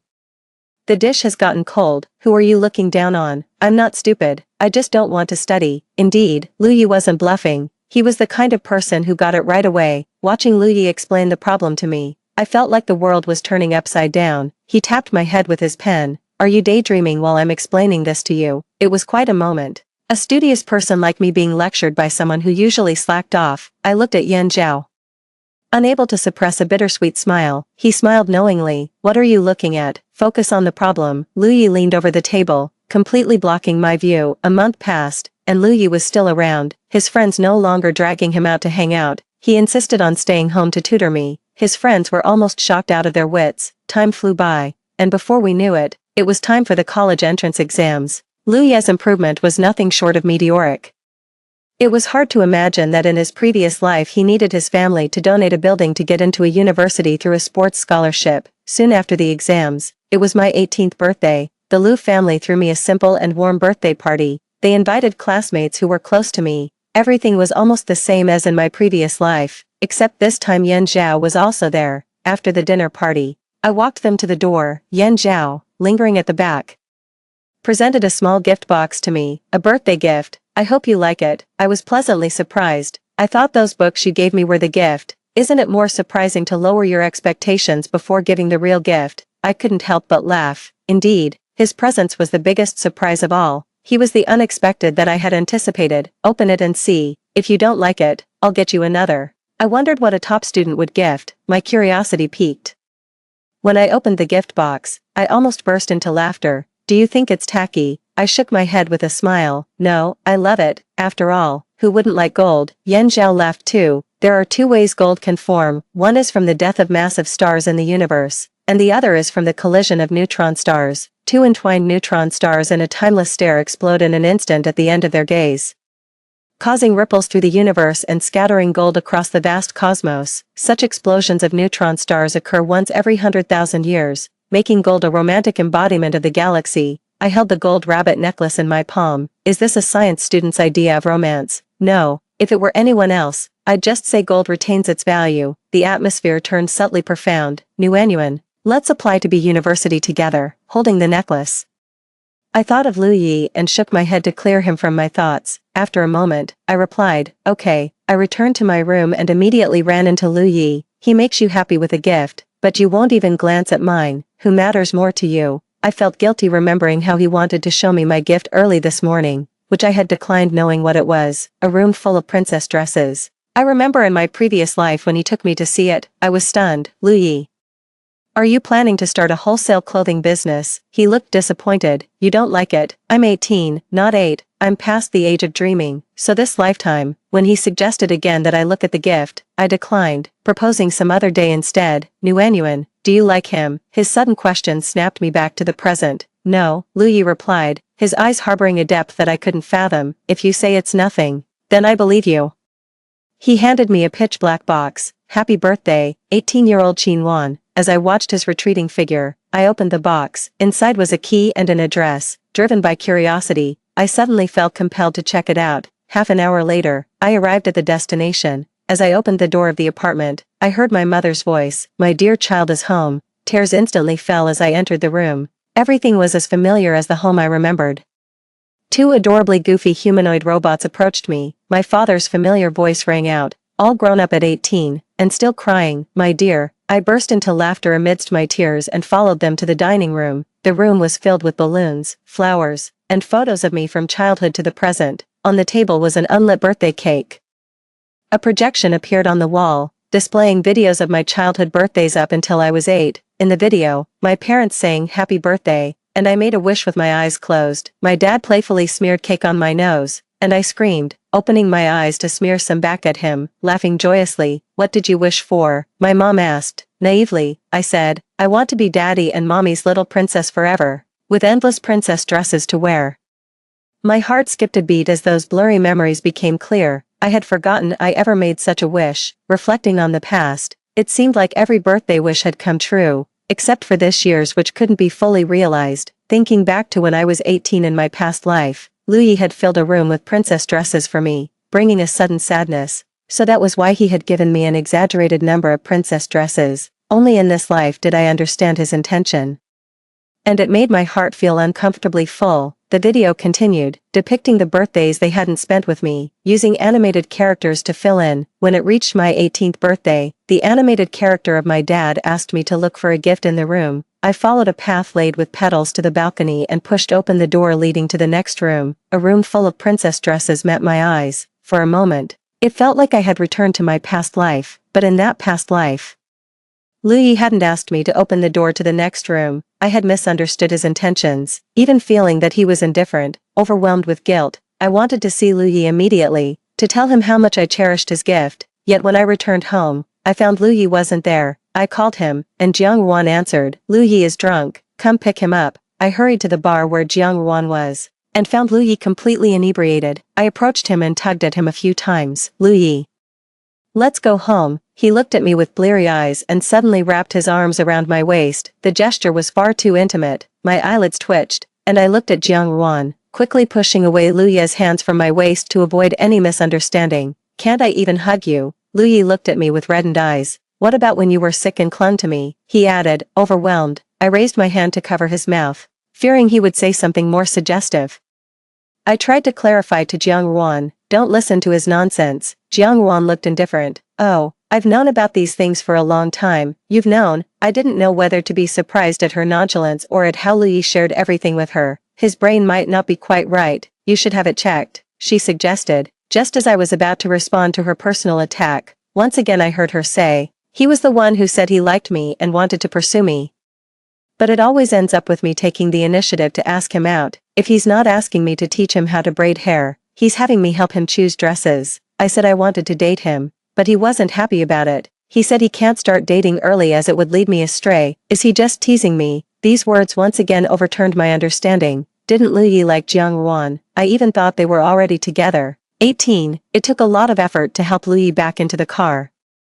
He kept ranting. Qinwan is a heartless traitor. Considering he was drunk, I decided not to argue with him. I tried to help him sit properly, but he pushed my hand away. Go find your top student. Don't bother with me. Since you only have eyes for him, I really started ignoring him. Then he began to look aggrieved, his eyes reddening. Qinwan, you're really heartless, truly leaving me to fend for myself. Haven't I been good enough to you? I worry about you getting cold when it's chilly, and overheated when it's hot. When you were ill and felt insecure, I held you all night long. My arms and legs went numb, but I didn't dare let go, wishing I could take your sickness instead. Anything you glanced at, I hurriedly brought to you, fearing you'd lose interest if I was too slow. You casually mentioned once wanting a princess dress, and like a fool, I carefully selected them, saving for years until I filled a whole room, but you never even looked at them. Now that you don't need me anymore, you want to run off with another man. Don't think I didn't hear you planning to elope with him to University B, leaving Jiangqing. You're heartless. Why are you covering my mouth, afraid of me speaking the truth? I insist on speaking, looking at the driver in the front seat. I felt so awkward it was as if I really had become a betrayer. Finally getting him back to the Liu household and into his room, he started making a scene again. He sat on the balcony railing, his eyes reddening as he looked at me. If you dare go with him, I'll jump from here. I won't live. I took a deep breath, pressing my temples. Lu Yi, what are you doing? If you don't want to be the laughingstock tomorrow, you'd better get down now. You say I'm making unreasonable trouble. A laughingstock. I'm already the biggest joke. For years I guarded against him as if he was a thief. Yet you still flirted with him. You found me annoying for a long time, haven't you? I'm just in the way of your love talks. Fine, I'll die right now and let you be. I'll make it easy for you. Lu Yi, this is the second floor. You won't die from falling. I grabbed his hand to pull him down from the railing, but he shook off my hand and deliberately fell backward in front of me. Lu Yi, I was horrified as I reached to grab him, but his body's weight pulled me down as well. In the moment we hit the ground, a pair of hands firmly held me in an embrace. Lu Yi landed on his back with a dull thud. Seeing the blood trickling from the back of his head, I felt a chill run through me. Lu Yi, 19. This drama ended with Lu Yi in the hospital. When he woke up, he seemed to remember the absurd thing he had done. Even when his parents scolded him, pointing fingers at him, he took it silently without talking back. Seemingly much matured overnight. After they left, I sighed and looked at Lu Yi. I never realized before how much drama you could create. Was jumping fun? His response was to silently pull the blanket over his face, a complete picture of despair. I suddenly found it amusing again and pulled down his blanket. The gift you prepared for me. I went to see it last night, and I really liked it. Lu Yi, thank you for everything you've done for me. Do you really like it? You don't find it childish? I really like it. A lot. He not only fulfilled the wishes of my childhood but also those of my 18-year-old self. I had always longed for my parents to witness me growing up. Lu Yi made me feel as though they truly had been a part of my growth, never leaving my side. Do you like it more than the gift Yan Zhao gave you? Lu Yi's gaze was intense as he looked at me. My heart skipped a beat when our eyes met. His eyes were so mesmerizing. It felt like they were expressing love, even though he was just looking at me. I averted my gaze and nodded. So, are you still planning to apply to University B? He might not want to hear the answer to that question. I asked teasingly, if I apply to University B, are you going to jump off a building again? He turned his face away, ignoring me, fortunately. When it came time to submit university applications, he didn't make a fuss anymore, but to my utter surprise, I received 2 acceptance letters from University B. Seeing Lu Yi's name on one of them confirmed that the courier hadn't made a mistake. I confronted Lu Yi with the letter. You applied to University B too, as you can see, he said with a smile. Why, I thought you always wanted to go to University A. What do you think? Lu Yi stepped closer, and I instinctively stepped back until I was cornered against the wall. He rested one hand beside my ear against the wall, leaning slightly towards me, his warm breath on my face. Qin Wan, why do you think I did it? Heat rushed to my face, and I turned to run. I don't know. His other hand blocked my path, trapping me completely between his arms. Haven't I made my feelings clear enough? I've been a fool for you. You surely don't think of me as a brother, do you? Isn't that what it is? I'm not your type. I used to think my ideal type had to be someone with a big chest, thin waist, and long legs. I thought these criteria were absolute, but they are only for those I don't love. When I fell for you, all those standards shattered. Qin Wan, I like you. Only you. My heart raced, filled more with disbelief than shock. Lu Yi, go play this game with someone else. Don't joke with me, or we can't even be friends. I'm not joking. I'm serious, but I don't like you. And I'm afraid to like you, because of a past life. He casually dropped the bombshell. I stared at him wide-eyed. You've returned too. Seeing him nod in acknowledgement, all the grievances in my heart spilled out. Since you also remember your past life, how can you say you like me? So liking me means constantly seeking other women. Lu Yi, you disgust me. Lu Yi wrapped his arms around me from behind, preventing me from leaving. His voice choked with emotion by my ear. There's no one else, there never has been. I've only ever loved you. I've never touched anyone else. All those other women were just a ruse. I didn't understand my feelings for you before. I thought my concern and possessiveness were just because I saw you as a sister, but later I realized it was different. So when the old man suggested we get married, I was happy, but soon I realized you didn't care about me, my scandals, Or whether I came home, so I didn't dare touch you. Afraid you couldn't accept it, Lu Yi then mentioned the woman who had come to provoke me in the past. He never touched her, it was she who drugged him to gain a position, and he merely turned the tables by switching places with someone else. Let that woman suffer the consequences of her actions. Her plans failed and she lost her dignity, so in a fit of rage and embarrassment, she came to me, trying to drive a wedge between him and me, and I foolishly believed her. Not even verifying with Lu Yi before I suggested divorce. You have no idea how heartbroken I was when I heard you wanted to divorce me over the phone. Nguyen, now that we have a chance to start over, can you give me another chance? I didn't respond to Lu Yi because I didn't dare to try again. In the days that followed, I kept avoiding Lu Yi. This avoidance continued until the start of the school term. At this university far from home, the only two people I knew were Lu Yi and Yan Zhao. Because I was avoiding Lu Yi, I ended up spending more time with Yan Zhao, but Yan Zhao was also very busy, immediately becoming the darling of the professors, who frequently asked him for help. Even though we hardly found time to meet, Lu Yi would always follow, sticking around like a lovesick puppy, making it impossible to shake him off, his heartbroken gaze making me feel like a betrayer. One day, Yan Zhao suggested going to see a movie, and I agreed. However, my enthusiasm waned when I saw the sci-fi movie about outer space that Yan Zhao had chosen, which I knew was complex and hard to understand, but Yan Zhao was interested, and I didn't want to dampen his spirits. In the cinema, I was drowsy and went to the restroom midway. Just as I left the restroom, I was suddenly pulled into a hidden corner and held tightly, startled. I struggled as my chin was lifted and kissed forcefully, with desperation and no finesse. Nguyen, you are mine.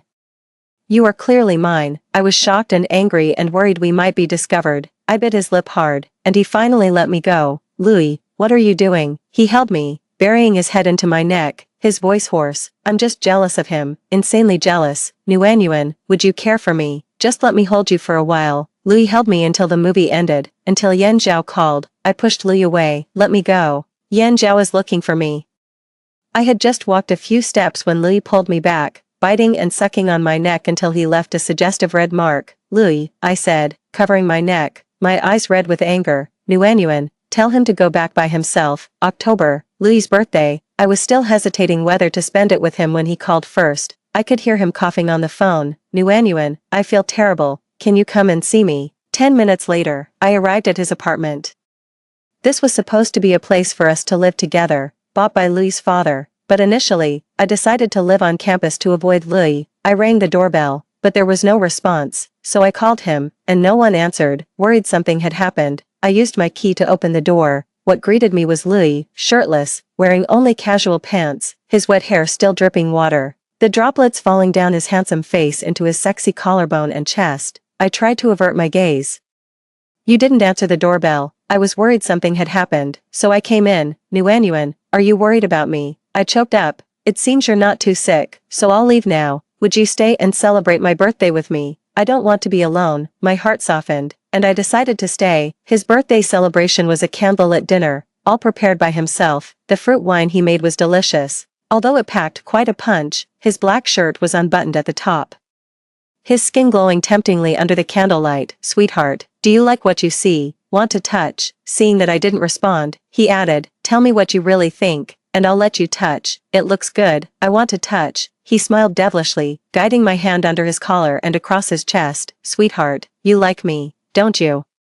His lips brushed against my ear as he spoke in a seductive whisper. He looked into my eyes, our breaths mingling, the moment filled with ambiguity and intensity. Do you want to kiss me? Say you like me. Instead of speaking, I kissed him on the lips. The next moment, he took control, the sound of kissing and soft moans amplifying in the quiet of the night. During a brief pause for breath, Lu Yi murmured, you're quite cunning. Sweetheart. The next day, I was awakened by screams. Upon opening my eyes, I was met with the horrified face of Lu Yi's mother. Lu Yi, I'm going to break your legs. How dare you take advantage of Nguyen when she's so young? Minutes later, in the living room, Lu Yi was kneeling shirtless on the floor. The marks of our ambiguous activities were visible, making me wish I could just disappear. What had I done to him last night? Was I that fierce? Hiding most of my face behind a pillow, I listened to his mother scolding him. Actually, I didn't feel taken advantage of. If anything, I was the one who had taken advantage of him. Noticing the marks on his wrists, I tensed, and the blurry memories started to piece together. Under the dim light, I was straddling him. Lu Yi's smile was devilishly charming as he handed me his tie. coaxing, sweetheart, say you love me, and I'm all yours, you can do whatever you want. If you're afraid of loving me without feeling secure, tie me up, lock me up, so I can only see you, sweetheart. Say you love me. As if seduced by a devil, I uttered, I love you. He buried his head in my neck with a victorious chuckle. Sweetheart, I love you too. Now it's time for your reward. Filled with regret, I bit into the pillow. Lu Ye's mother brought me back to reality. Nguyen, don't worry, Lu Ye will take responsibility for you. Let's get engaged now, and marry after graduation. How about that? I don't need him to take responsibility. Lu Ye became frantic. Then you have to take responsibility for me. My innocence has been tarnished by you. I'm even traumatized. I can't even think about other women now. You must take responsibility. Why don't you try men? I muttered under my breath. Nguyen. After that, Lu Yi embarked on a year-long journey of being a resentful husband, always letting himself be bullied by me, then asking me for a commitment afterward. And if he didn't get one, he'd complain about being deceived by a heartless woman. It was truly a heart-wrenching, tear-inducing ordeal. Sometimes, in his madness, he would buy various locks for me, lock me up and love me. Okay, I'm truly all yours. What do I need to do for you to believe that? I'm a frugal person. He bought them, so it would be a waste not to try. Once I actually locked him up, he calmed down. Sweetheart, I knew you loved me, but this state of affairs didn't last long. Once Yan Zhao returned from studying abroad, Lu Yi started acting up again. Sweetheart, should I get a tattoo? I'll tattoo your name all over my body, let everyone know I'm yours. Okay. My eyelid twitched slightly as I thought about it, and my toes began to dig into the ground again. I grabbed his hand and slid a ring onto his ring finger. Mine. Lu Yi burst into tears. I finally have a status now. I promise that from now on, not even a female mosquito will be by my side except for you. On the day Yan Zhao invited me to dinner, Lu Yi showed up uninvited. He was very friendly towards Yan Zhao, but he kept twirling the ring on his finger while talking. After the meal, Yan Zhao gave me a necklace made of meteorite. Nguyen, each meteorite is like the ancient starlight, a symbol of the passage of time. It has witnessed the universe's journey and recorded millennia. I hope it can also witness our future together. Nguyen, let's be together. Lu Yi stuffed the necklace back into Yan Zhao's hands. Classmate Yan, you'd better stay with your cosmic stars. Nguyen is mine. The next second, Lu Yi carried me away. Back at the apartment, on the bed, Lu Yi kissed me while playfully undressing me. Sweetheart, want to try what a 20-year-old husband feels like? I'll make sure you enjoy it. That joy lasted until the next morning. With one hand on my waist, his husky voice whispered in my ear, Sweetheart, your waist is so slim. I can't take it anymore. Get away from me. I cried out, Sweetheart, have pity on me. I've been celibate since my last life. Lu Ye's unrestrained joy angered me. Afterward, I locked him up. You might as well continue being celibate.